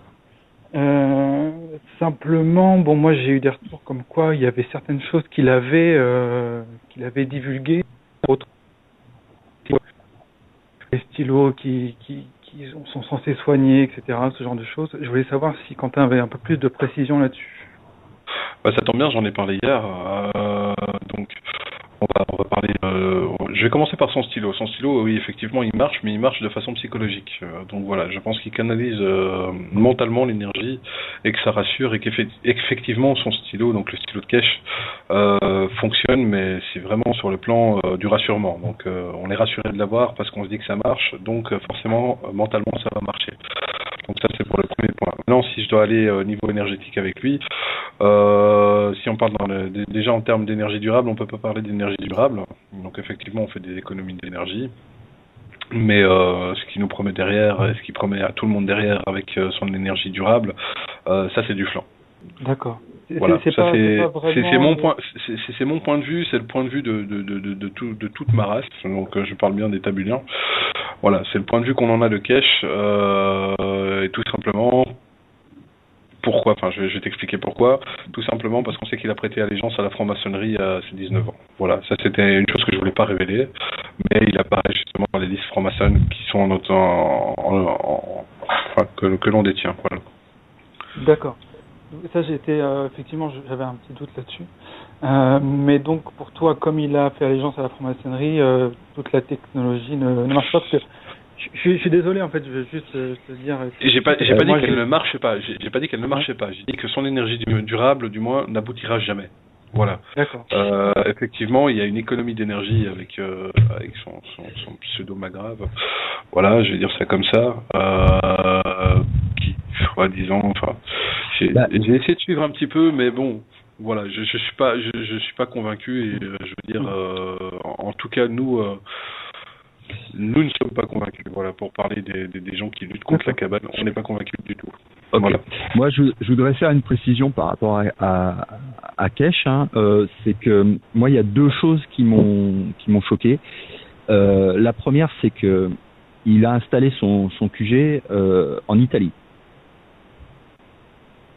Ça, c'est la première chose. Quelqu'un qui recherche, qui veut justement libérer la planète des problèmes d'énergie, etc., n'installerait jamais son QG en Italie. Il l'installerait en Russie, il l'installerait en Inde, il l'installerait dans un pays qui appartient pas à la cabale, qui n'est pas sous contrôle de la cabale. Ça, c'est la première chose. Et la deuxième chose, c'est que il est, selon moi, enfin, en tout cas, je le vois il y a toujours, quels que soient en fait les domaines. Là, on parle d'énergie libre, mais c'est valable aussi dans le cas de la recherche d'informations sur la présence extraterrestre sur Terre. C'est pareil aussi dans les nouvelles formes de spiritualité. C'est que la cabale anticipe toujours par rapport au peuple. C'est-à-dire que ils voient, en fait, ils analysent les réactions du peuple et ils se disent, ok, là on a un problème, on doit leur apporter une fausse solution pour en fait les calmer. Et là c'est un petit peu ce que je vois, c'est-à-dire que tout le monde se dit, ok, ça arrive avec Kesh. Et ça fait baisser en fait la pression dans la cocotte minute du peuple en disant bon bah c'est bon, on s'en occupe, il y a des gens qui s'en occupent. Mais en fait derrière c'est la cabale. C'est pareil pour le New Age et c'est pareil pour je l'ai revu récemment pour Thierry Borne. On a Thierry Borne qui est un vrai gars qui mène un vrai combat et qui s'est fait en fait ramasser complètement, retourner par la franc-maçonnerie. J'ai posté dans l'article récemment là où on voit un franc-maçon tout fier avec sa petite écharpe bleue là, qui nous explique qu'en fait il y en a marre, Hollande, on peut plus continuer comme ça, le gouvernement c'est tous des pourris. En fait, ils récupèrent en fait la colère du peuple en allant dans leur sens, en disant oui vous avez raison, faut nanana, et en fait derrière c'est des francs-maçons quoi. Donc la cabale. Donc il y a une récupération d'énergie qui se fait et une diminution de la pression sociale qui se fait par l'intermédiaire d'annonces comme ça, que ce soit dans tous les domaines. Donc voilà, c'est ma remarque. Après, ça ne nous empêchera pas justement de tester ces technologies et puis de continuer à faire la lumière là-dessus, quoi. Ouais, parce que juste pour revenir juste 2 secondes, après je laisse la parole aux autres, mais moi j'ai fait effectivement je suis toujours à la recherche de vérité aussi, je suis pas les yeux fermés, mais si tu veux j'ai testé le stylo sur moi, et ce que j'ai senti sur une sciatique tout simplement, et ce que j'ai senti c'était pas du psychologique, hein. Je peux dire que ça m'a vraiment au niveau, ça m'a fait des douleurs sur tout le nerf, etc. Et c'est vrai qu'après je veux dire c'est parti, et ça a à la fois débloqué effectivement un côté psychologique, je savais que cette maladie venait d'un côté psychologique, mais aussi le côté physique quoi. Donc c'est pour ça qu'effectivement, je me pose toujours des questions là-dessus. Et puis, comme Quentin en avait parlé, je me suis dit que c'était l'occasion, quoi. Mais tu remarqueras que j'ai posté sur Stop Mensonge des témoignages de gens chez qui ça marchait. Moi, j'ai un avis qui est légèrement différent de celui d'Eric Mess là-dessus. C'est que je pense que de toute façon, l'énergie de guérison, il est naturel. On peut. Il y a des gens qui soignent. Ils ont pas attendu le stylo pour soigner. On peut parler aussi des je vais être un peu plus vicieux, Laurent, par rapport à ça.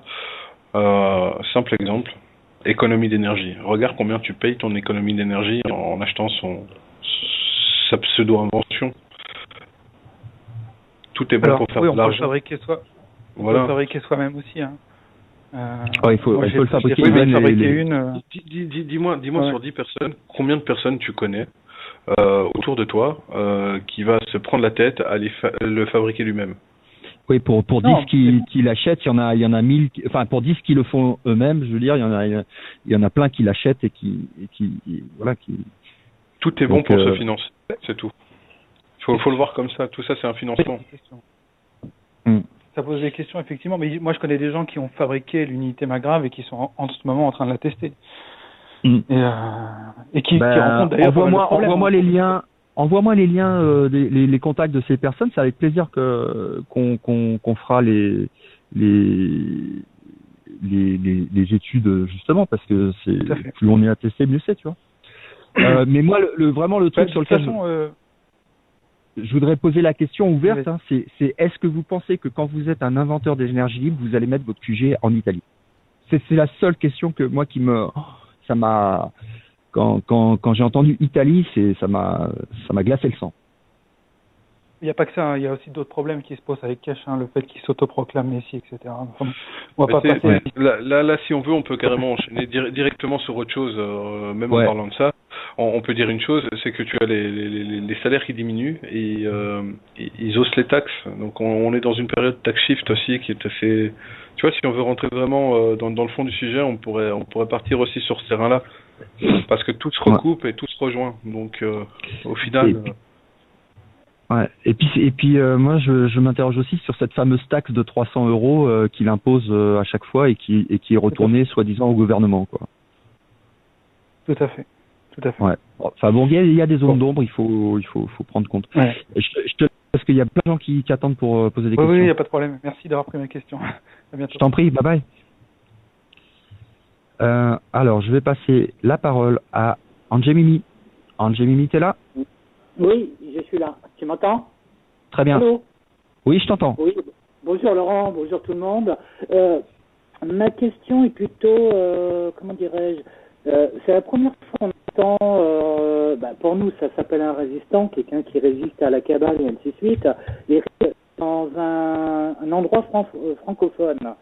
Donc ma question est plutôt, est-ce que du fait de t'adresser à nous, contrairement au monde anglo-saxon, est innocent?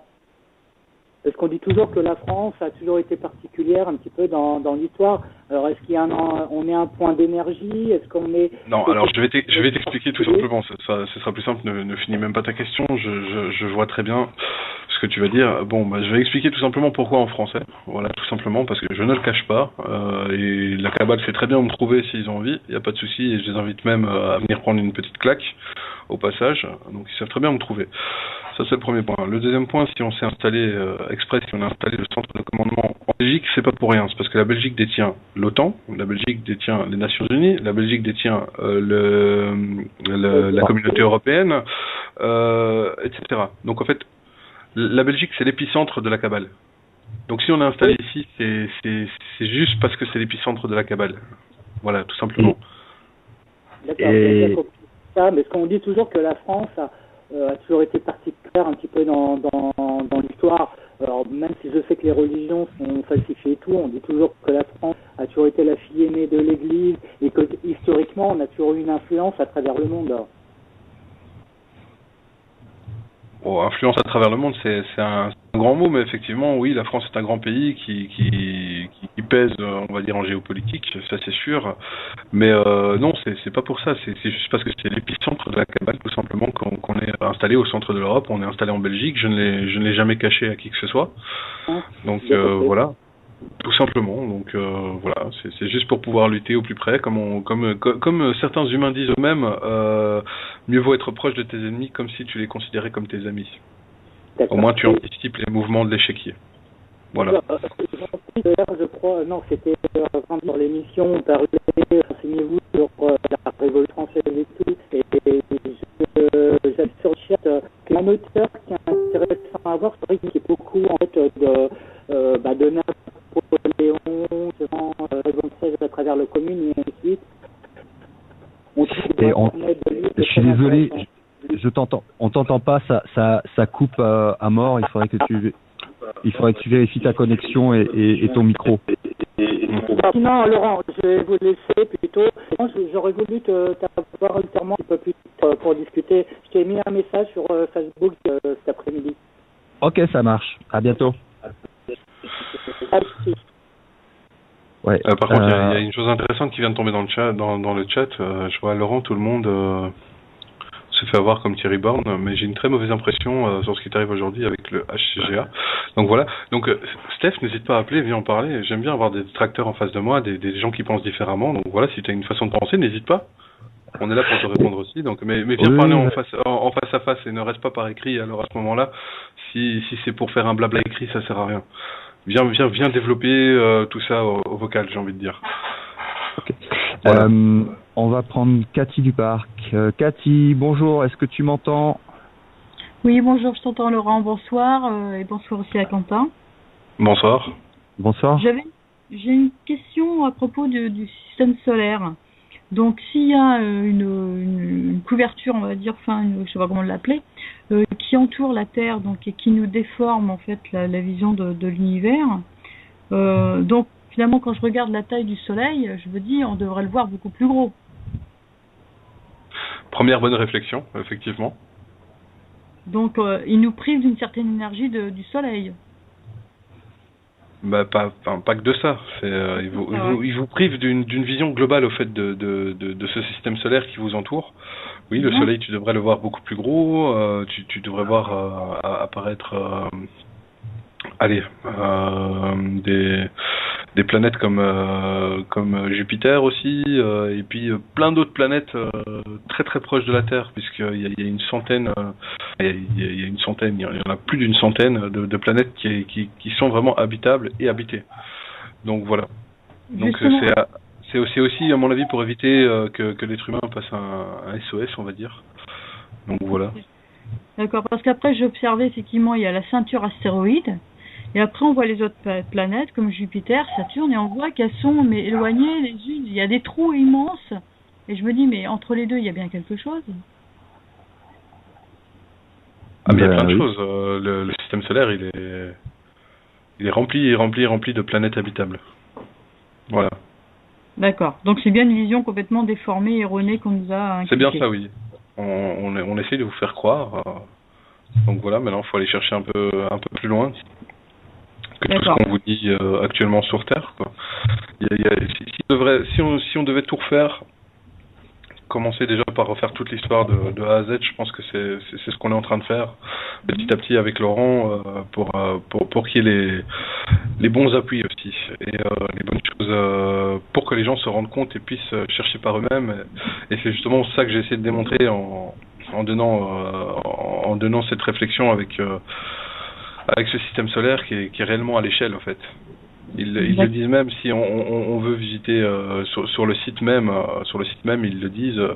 Les distances sont peut-être pas respectées en espaçant les planètes, voilà, mais l'échelle des tailles est respectée. Donc par rapport aux planètes. Donc je pense que ça fait une bonne réflexion déjà pour démontrer par A plus B que la cabale vous prend vraiment pour des dindons. Voilà. Ok. D'accord.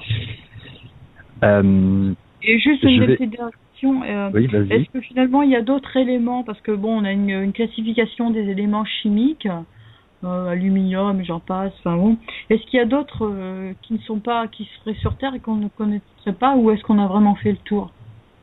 Non, il y a encore plein de ressources et plein de minéraux à découvrir. Cela dépend comment on l'exploite. Et c'est aussi en partie une réponse du pourquoi la Kabbale est sur Terre. Enfin, pourquoi ces deux races rebelles sont sur Terre. Voilà. C'est bien ce que j'avais cru comprendre. Merci. Est-ce que tu peux citer à l'antenne le nom de la matière en fait qui est extraite de la terre par la Kabbale? Oui, je peux la citer à l'antenne, mais enfin c'est pas qu'extrait ici sur la Terre. Oui. C'est extrait aussi à l'heure actuelle sur plusieurs planètes de ce système solaire. Donc c'est une matière. Donc j'ai déjà expliqué la matière, tout simplement. Donc c'est une des matières pour faire donc ce que vous appelez des vaisseaux spatiaux. Donc voilà, faut dire que les vaisseaux spatiaux en fait sont en une seule pièce. On trouvera jamais un boulon sur un des vaisseaux qui se balade au-dessus de votre tête, pardon, et de votre planète. Maintenant oui, donc la chose en question, elle est trouvable partout sur la Terre. Il suffit de casser même le sommet de l'Everest si on veut, directement aller taper dans la roche, et la façon de l'extraire, en fait, ça donne du monium tri, qui est cet alliage qu'on retrouve sur les vaisseaux spatiaux, tout simplement, mais les vaisseaux spatiaux des autres races. Voilà. Monium tri? Monium tri, oui. M-O-M-I-U-M-T-R-I. Non, ça c'est quand je te l'ai écrit à toi, c'était pour que tu aies les assonances, enfin la prononciation exacte. La prononciation, d'accord. Voilà, voilà. Ok. On va prendre la prochaine question de Facebook. Vas-y, tu peux parler. Je suis content de vous reparler à nouveau. Vous m'entendez? Voilà. Oui. Là, je vais vous poser une question qui est assez personnelle, qui est un peu à contre-courant de ce qu'on vous demande habituellement, mais une question dans laquelle certains auditeurs pourront se reconnaître. Donc c'est très personnel et c'est parce que je vous fais confiance. Mais c'est vrai que depuis ma naissance, moi personnellement, je me suis toujours senti totalement à contre-courant de ce système et j'ai toujours été assez isolé de la masse. Et bien sûr, à partir de l'adolescence, quand on commence à se réaliser un peu, je me suis vite rendu compte on vivait dans un modèle que quelque chose ne tournait pas rond et qui justement gâchait un peu tout le potentiel que l'humain, en tout cas moi en tant qu'humain, je savais qu'il y avait quelque chose en moi qui était gâché et qui pouvait me permettre de vivre beaucoup mieux en tant qu'être humain. Et souvent, la nuit, je regarde les étoiles. Ça, c'est purement personnel, mais peut-être que ça en arrive à certains. Et je m'adresse à toi parce que c'est censé venir de là-bas. Mais souvent, il y a une part de moi qui, quand elle observe les étoiles, aussi bien la Lune, mais les étoiles, mais l'univers, quand elle regarde en haut, une part de moi a envie de s'échapper totalement. Toi qui connais, toi qui sais ce que moi, je maîtrise pas du tout tout ce qui est réincarnation et tout, mais est-ce que tu aurais quelque chose à dire, à parler à propos de ça? Parce que je comprends vraiment pas cette part de moi qui cherche à s'échapper, qui n'est pas du tout à sa place sur...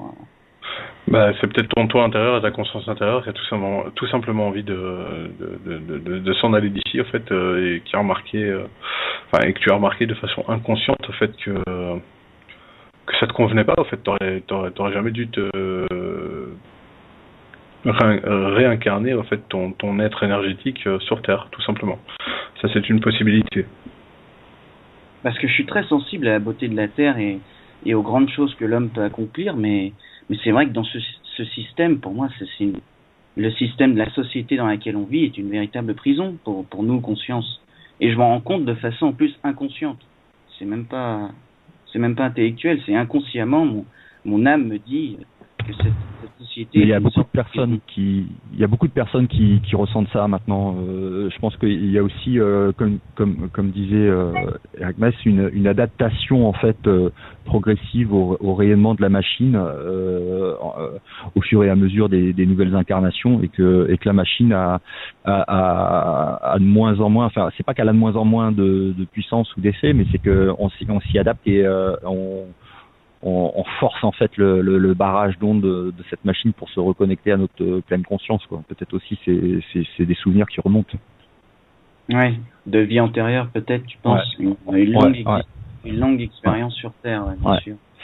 Et comme on n'a plus beaucoup de temps, je suis désolé, mais je vais devoir prendre rapidement les questions suivantes. Il nous reste 30 minutes. C'est moi, je parle de merci. Désolé. Mais merci en tout cas de m'avoir pris. Merci beaucoup. Il n'y a pas de quoi. Il reste 36 minutes pour être plus précis, et là je vais devoir m'absenter 1 minute malheureusement. Ok. Donc je m'excuse par avance. Ok, pas de problème. On va prendre. Bonjour. Je te donne la parole, Mr Nice. Je sais pas comment le prononcer. Oui, bonsoir. Oui. Tu m'entends? Oui. Ok. Vas-y, je te laisse poser ta question, même si Eric Mess s'est absenté, on va quand même pas perdre de temps. Il y a pas de souci. Déjà, bonsoir à toi Laurent, bonsoir à tout le monde. Bonsoir. C'était pour dire par rapport à ce que disait Quentin sur la machine qui nous bloque.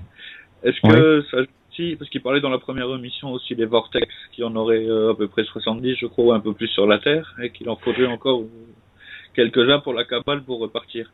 Est-ce que le travail énergétique qu'ils ont fait avec les religions en construisant justement les églises, les temples et tout ça sur les ley lines de la Terre, ça joue là-dessus? Ok, bon, on prend ta question puis on va la reposer. Et la deuxième question, c'est par rapport à leur localisation en Belgique. Est-ce que tu peux nous en dire plus sur le château des Amérois, plus connu sous le nom de The Mother of Darkness, au lieu de la Kabbale, d'après ce que j'ai compris? Ouais, alors là, je vais pas pouvoir t'aider, mais on va attendre le retour d'Eric Mess. Il y a pas de souci, j'attends. Peut-être tu as des questions plus pour moi en attendant? Moi pour l'instant je te découvre, je t'avoue ça fait pas longtemps que j'ai découvert ton site.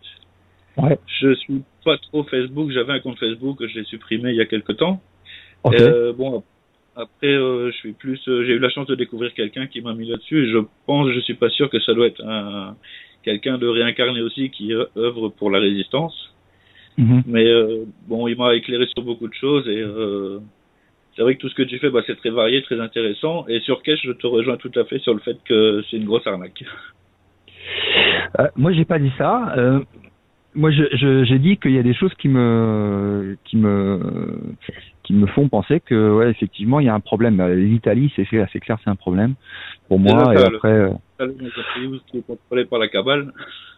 Apparemment, par contre, pour le stylo, ça fonctionne. Mais après, pourquoi ça fonctionne? Est-ce que ça vient du fait que tu crois un peu à un effet placebo et que du coup, alors, il y a un effet placebo. Tu vois, ou alors est-ce que le cuivre qui est contenu permet de mieux canaliser, localiser l'énergie qui sort en fait de toi et qui va aller soigner un point précis. Mais en fait, c'est pas le stylo qui soigne, c'est toi. Voilà, j'en ai aucune idée. Aussi, donc je pense que ça joue là-dessus. Si tu penses positif, c'est une forme d'énergie aussi, donc ça peut jouer là-dessus peut-être aussi. Par contre, est-ce que tu as entendu parler de l'Ormus? Oui, ça me parle. Tu peux développer, ça va me revenir. Il paraît que ça peut. Apparemment, ça viendrait de l'or. C'est une forme monoatomique. Monoatomique, ouais, et qui rallonge la vie.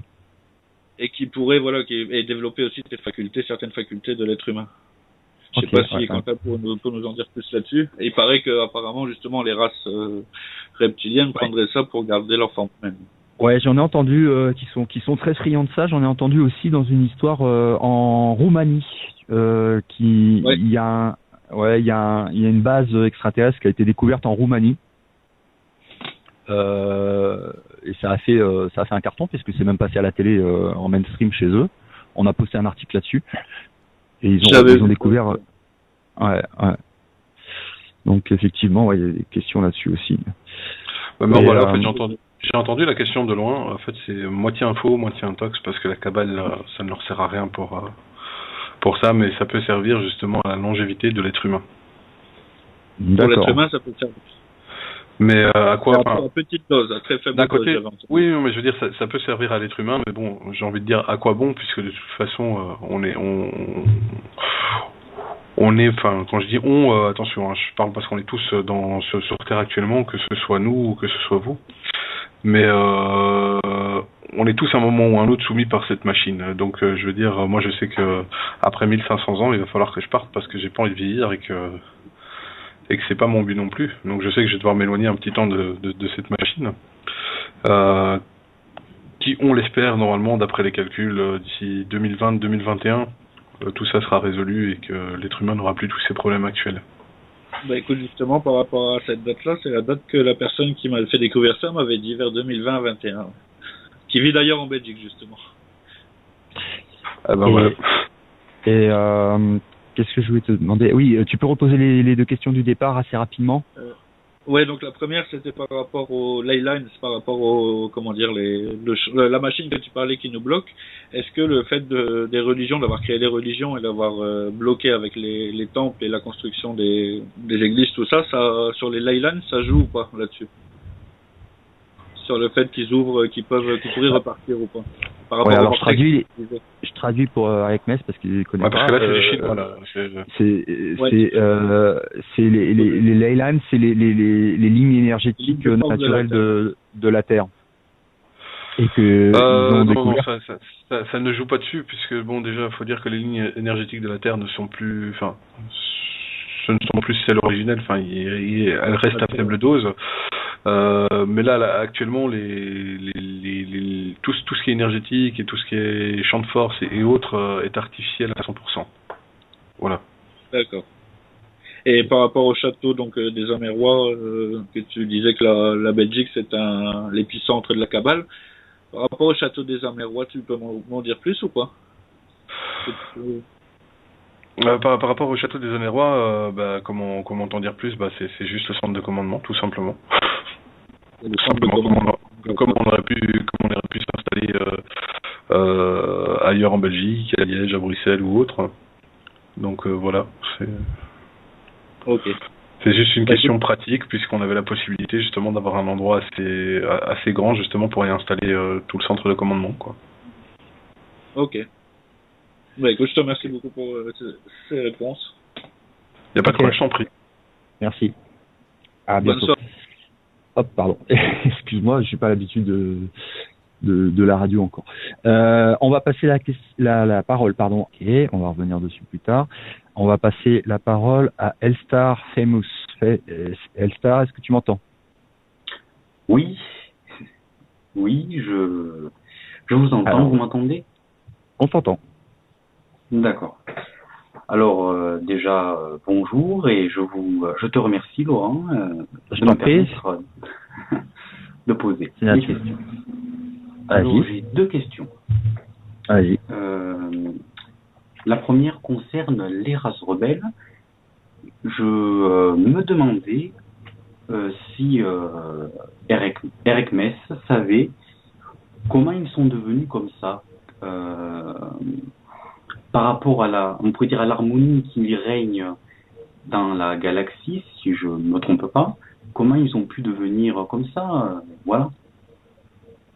Il y a des choses qu'on explique, il y a des choses qu'on n'explique pas, c'est un peu comme partout, il y a toujours des bons d'un côté, des mauvais de l'autre malheureusement, et voilà, il y a toujours des gens qui ont voulu conquérir et se prendre pour des dieux suprêmes en fait. C'est un petit peu ce qu'ils essayent de faire passer comme message au peuple de la Terre. Et ils aimeraient bien passer pour des dieux à vos yeux. D'accord. Et merci. Et la deuxième question change de registre. Et sans rentrer dans le domaine trop dans le domaine des religions, est-ce que les anges existent, voilà? Des groupes d'anges? Non, oui, par exemple, les anges, archanges, voilà. Est-ce que ça existe?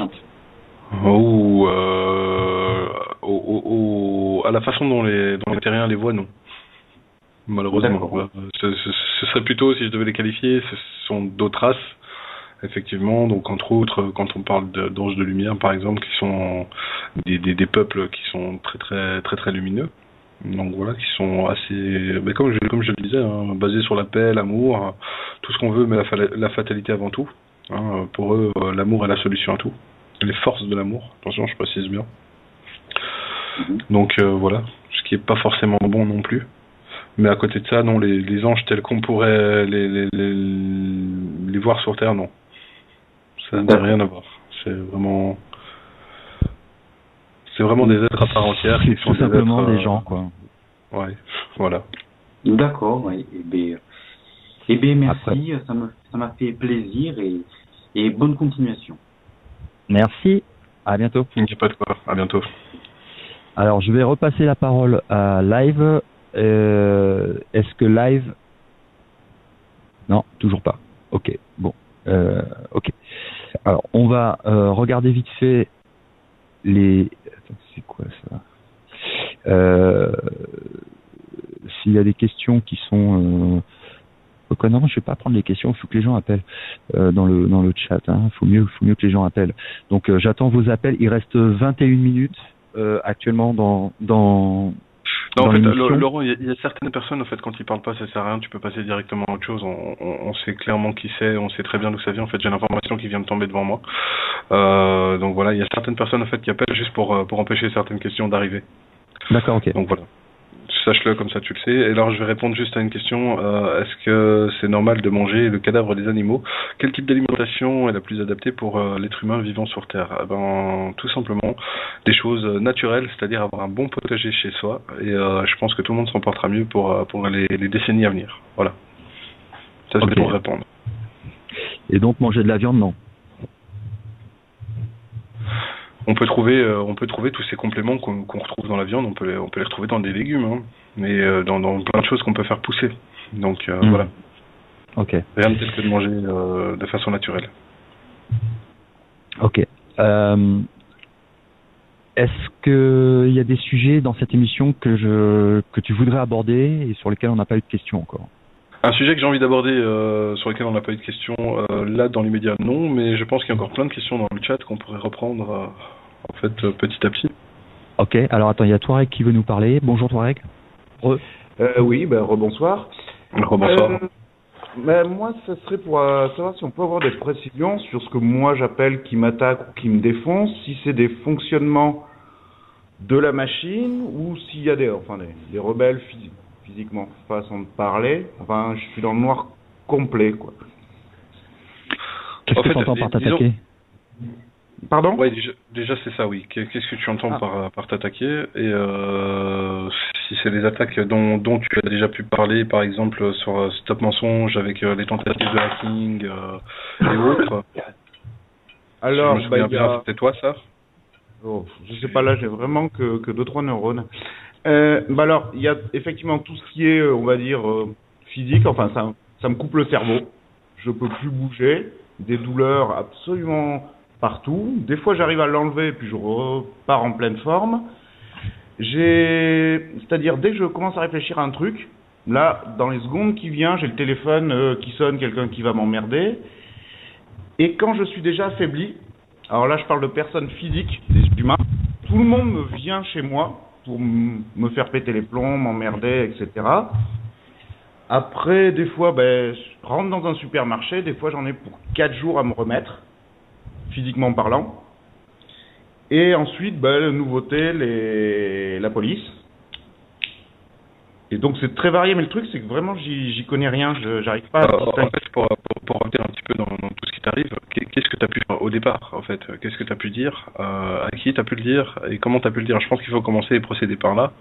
Donc voilà, maintenant c'est vrai qu'il est totalement possible de jouer sur le moral et sur le physique des gens, comme certaines personnes qui sont constamment épiées justement par ces agents de la cabale, comme c'est arrivé à plusieurs blogueurs dont j'ai entendu le récit et dont je suis en contact avec eux justement pour les sortir de là. Moi, par la personne, je suis tout seul dans mon coin. Là, j'ai posté des messages sur Stop Mensonge. C'est la première fois que j'écris quelque chose publiquement sur un forum ou sur un site. J'informe personne à part... il faut revenir à ton premier message en fait, et relire tes messages. Il y a un truc dedans qui n'a pas dû plaire. Et donc c'est totalement possible. Regarde, au même titre que là on travaille sur un support terrien, au même titre qu'aujourd'hui, ben voilà, il y a 2 ordinateurs qui ont grillé, c'est 2 ordinateurs de Celia parce qu'elles travaillaient sur un dossier sur le Vatican, tu vois. D'accord. On sait très bien que c'est signé, donc voilà. Maintenant, je pense qu'il faut relire tes messages et regarder ce qui peut les gêner pour qu'ils s'en prennent à toi. D'accord, mais c'est permanent. Si je dis, moi j'ai pas de mémoire, mais ça fait plus d'1 an que c'est comme ça. En 1 an, moi j'ai plus de 5 ordinateurs qui ont grillé. Des attaques plutôt aussi physiques, c'est-à-dire je me suis pris une tronçonneuse dans le genou, mais pas raconté dans le détail, mais c'était pas du tout normal, on va dire. Ok. Ben, le truc, ou alors tu es simplement un être d'ailleurs réincarné, tout simplement, et ils te cassent le moral, parce que ça, ils ont la possibilité de savoir qui est réincarné, qui ne l'est pas. Ah oui. Tout simplement. Donc c'est justement un cassage de morale qui peut être constant, et justement pour éviter que tu t'éveilles de trop, parce que tu pourrais devenir gênant par la suite. Alors, pour en revenir, je sais pas. Alors, j'ai posté, je sais pas si vous l'avez vu passer, un message sur la visioconf de hier. Je sais pas, mais il faut vraiment accélérer parce qu'on a des gens qui attendent. Pardon, monsieur. Pas de problème. Non, merci. Non, mais je dirais tout simplement, s'il a envie, on peut en discuter après. Enfin, moi j'ai du temps, donc on peut en discuter après. Envoie-moi envoie-moi ton Skype sur le formulaire de contact du site, et puis on en reparle après. Oui, pas de souci. Et en plus, de toute façon, tu m'as ajouté hier, donc c'est bon. Ok, super. À tout à l'heure. Alors, je vais passer la question à Facebook. Facebook, t'es là? Ouais. Cette fois, je vais essayer d'être concis. Est-ce que tu connais la saga Matrix? Une saga de cinéma qui m'a aidé à voir un peu plus clair. Est-ce que tu penses qu'il existe un endroit dans l'univers, d'ailleurs tu le sais mieux que moi, comme la source qui est évoquée dans l'épisode numéro 3, une source de l'univers? Alors personnellement, il y a pas de, enfin il y a plein de points de source dans l'univers, il n'y en a pas qu'un seul. Je parle au niveau énergétique. Maintenant, la saga Matrix, non, je ne l'ai pas vue. Voilà, tout ce que j'ai pu en entendre, c'est ce que les gens en disent. Donc voilà. J'entends souvent parler de Matrice et autres, apparemment qui est repris en termes dans ce film. Maintenant, j'aime pas ce mot Matrice, j'aime pas. Il y a beaucoup de choses qui sont des vérités cachées. Hein. Il faut savoir lire encore une fois entre les lignes. Mais non, des points énergétiques, il y en a plusieurs. Et voilà. Parce que Laurent, je pourrais t'en dire. Les Wachowski étaient des personnes plutôt initiées dans cet univers. Ah bah c'est sûr qu'ils ont des connaissances. Après, pour qui ils travaillent, ça c'est moins clair. Ouais, c'est ça. C'est moins clair, mais en tout cas, ce qui est sûr, c'est quand même un blockbuster. C'est sûr, c'est qu'ils ont des connaissances. Et une dernière question, et je vous embête plus. Dans la réalité physique dans laquelle on vit, est-ce que tu pourrais nous filer des techniques pour reconnaître les forces maléfiques? Enfin, les reconnaître d'une autre manière que notre simple intuition, notre simple inconscient. De façon consciente, en fait, c'est dans le comportement. Il suffit de regarder le comportement des gens et d'avoir une bonne physionomie, on va dire, du comportement humain en général, donc celui qu'on connaît, donc celui qui est manipulé et autres, pour pouvoir commencer à les apercevoir au milieu de nous. Ouais, il y en a pas mal. Voilà. Les reptiliens, il y a un moyen de les déceler Ouais, c'est ça. Les reptiliens sont très faciles à déceler, donc ne fût-ce qu'au nombre de fois où ils clignent les yeux. D'accord. Donc voilà, et quand on a un reptilien en face de soi, on le sait directement parce que c'est quelqu'un qui va essayer d'analyser. Il va essayer de scanner tout ce qui se passe dans l'être en face, en fait. Et en général, il va attraper des comportements assez bizarres. Du genre, il va ouvrir les yeux en grand et il va fixer, mais pour fixer, quoi. Ce sont des gens plutôt importants d'habitude. Je veux dire, dans la société, ils ont une place plutôt aisée, non, j'imagine. Enfin, ça dépend. Ça dépend ce que tu appelles aisé. Il y en a qui sont aisés, il y en a qui ne le sont pas. On les trouve un peu sur tous les terrains, quoi. Ouais, d'accord. Donc, des gens normaux, des gens banals, comme on peut en croiser n'importe où, ça peut être des reptiliens, par exemple. Oui, il peut y en avoir, oui, dans la masse que tu croises tous les jours en te promenant dans la rue. Masse, oui. D'accord. Bon, bah merci. Voilà, c'était ma dernière question. Allez, bonne soirée, bonne continuation. Bonne soirée, merci. Merci, bonne soirée. On va prendre Touffe. Vas-y, je te laisse la parole. Oui, bonsoir. Vous Bonsoir. m'entendez? Très bien. Très bien. Alors, bonsoir à vous deux déjà. J'avais 2-3 petites questions. Bon, il y en a certaines, vous avez plus ou moins répondu, notamment sur quand vous parliez de l'hologramme entourant la Terre et tout. Donc ça, je vais pas y revenir. Je vais passer directement à une autre question. Par rapport, quand vous avez parlé au début, vous parlez de tout ce qui était... toi, notamment, Laurent, tu avais parlé des anciennes civilisations, des choses et tout, et Quentin nous disait donc que les messages, qu'il y avait d'importants messages donc là-dedans, et que les traductions qu'on avait n'étaient pas bonnes. Donc ma question était de savoir s'il y avait un moyen de déchiffrer ces écrits anciens disponibles, si des personnes s'en étaient déjà plus ou moins approchées ou des choses comme ça. C'est déjà ma première question. Alors, le problème, c'est que les gens qui ont essayé de s'en approcher en ont vite été éloignés. Donc voilà. Il en reste quelques vestiges photographiques et encore, je dis bien et encore. Et maintenant, ils sont très très faciles à comprendre puisque c'est quasiment basé que sur des dessins. Voilà. À partir du moment où c'est un dessin. Tu voudrais dire, c'est qu'ils ont carrément modifié les messages, enfin les dessins ou les choses qui existaient. Non. Ils les ont traduits, mais à leur façon en fait, pour induire dans l'erreur. Maintenant, quand je dis dessin, c'est un peu comme si dans certaines parties de l'Égypte, donc pour te donner un exemple, tu as certains gros bâtiments en fait qui sont bourrés de bandes dessinées. On va dire ça comme ça. C'est pour que l'aspect soit compréhensif par tout le monde. Il suffit juste d'interpréter la bande dessinée parce qu'il y a une continuité en fait, tout simplement. D'accord, mais je veux dire, j'ai entendu aussi, je crois que c'était pendant la vidéo conf de hier, que ça parlait de tablettes silice ou je sais pas quoi. Oui, on peut parler aussi des tablettes. Les tablettes, elles, par contre, elles sont écrites dans une langue ancienne, donc dans une langue morte à l'heure actuelle. Il y en a quelques-uns qui arrivent à le lire et malheureusement, ces gens sont des agents de la Kabbale puisque ce sont des tablettes écrites en pré-sumérien et en pré-chamito-sémitique. Voilà. Ce qui aide pas en fait l'être humain qui n'a pas sa pleine conscience en fait à le comprendre. Voilà. Et effectivement, elles sont interprétées par les gens de la Kabbale, donc induit en erreur de nouveau quoi. C'est idem pour les parchemins qu'on a pu en retrouver. Et là, je vais sûrement me mettre pas mal de monde à dos. Les parchemins hébraïques qu'on a soi-disant pu retrouver et autres, toutes les interprétations sont complètement erronées quoi. Voilà. Okay. D'accord. Une deuxième question, si je peux me permettre.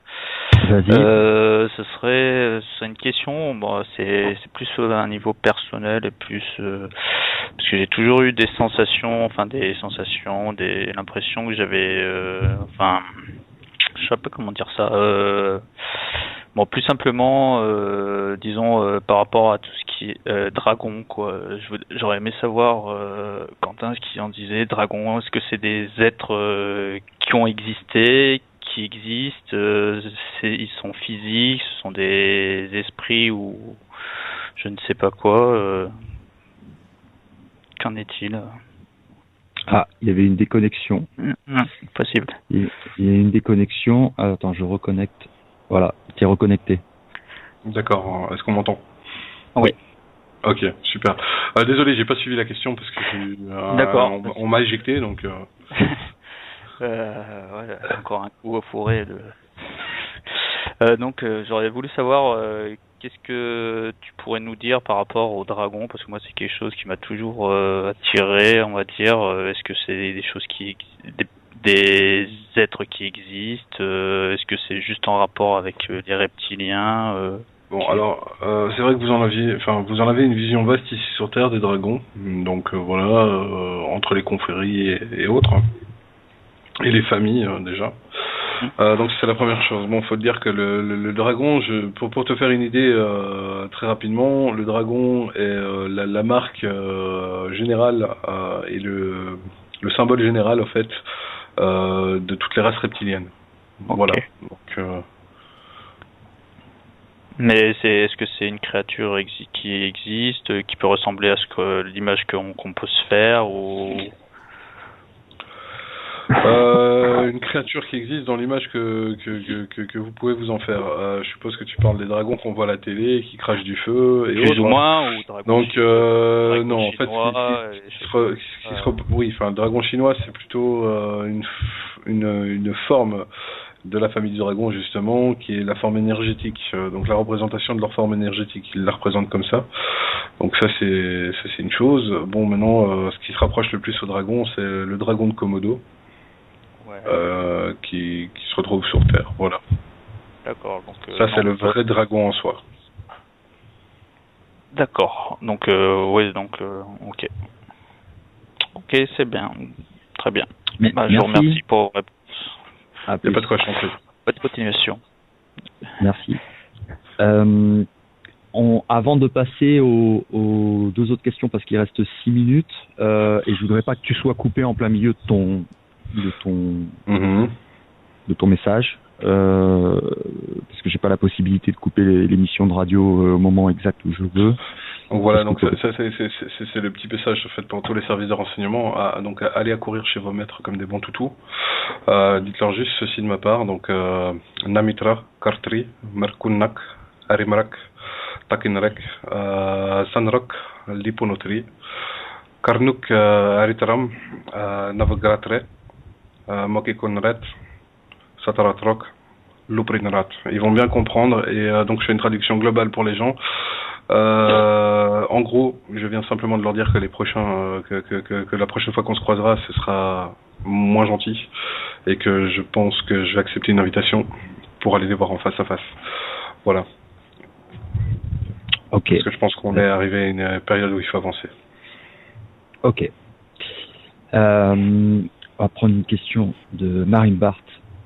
Et pour répondre juste à une petite chose qui vient de tomber, alors la langue, le tabulien, pour t'expliquer, c'est un mélange de sumérien, de persan et de pré-chamito-sémitique. C'est une langue qui est morte sur votre planète, puisque c'est une langue qui est quand même assez connue et assez parlée. Donc voilà, dans l'univers, je parle. Voilà. Ok. Marie Tout simplement. Oui, bonsoir. Okay. Alors moi, bonjour Eric Mess. On s'est entretenu avant-hier sur Skype avec Laurent. Donc, François. Voilà, François. Donc mon pseudo c'est Marine, moi c'est François. Ouais, d'accord. Okay. Je voulais te faire part de plusieurs observations et des choses qui sont des questions. Est-ce que tu peux avoir un stylo? Comme ça, je te donne les éléments et puis après tu pioches dans ce que tu peux répondre. Oui, un petit instant. Voilà. Essaye de faire court parce qu'il reste 3 minutes 50 et il y a encore Alors, je vais faire très rapide. J'ai tout noté. Alors, la première, en écoutant, j'ai beaucoup d'étonnements. Alors, je t'en donne quelques-uns. La stratégie, tu dis par exemple ne pas chercher à connaître comment fonctionnent certains des ennemis avec lesquels malgré tout il y aurait des conflits, des combats, voire des morts. Donc, en général, en stratégie de guerre, on est toujours obligé de savoir un petit peu comment ils fonctionnent. Alors, stratégie de guerre, là, je te coupe directement. Tu pars avec des idées préconçues terriennes qui n'a pas du tout la même approche que ce que nous on peut avoir dans l'univers. Donc, désolé si tu prends ça pour une immigration ou que tu le prends mal, c'est pas du tout mon but. Sache que là, tu as une idée préconçue du système terrien qui est un système bien à part puisqu'il n'apparaît nulle part partout dans l'univers. Donc, quelle que soit la question, évite de partir avec une idée préconçue si tu veux me faire comme l'autre jour sur Skype. Parce que si je me souviens bien, donc c'est avec toi que j'ai une conversation sur Skype c'est toi que Laurent m'a présenté. Tu partais directement avec tes questions-réponses. Donc à ce moment-là, si c'est pour me faire des questions, laisse-moi le temps de répondre et évite de me faire une réponse par derrière. C'est tout ce que je voulais dire avant qu'on commence. Voilà.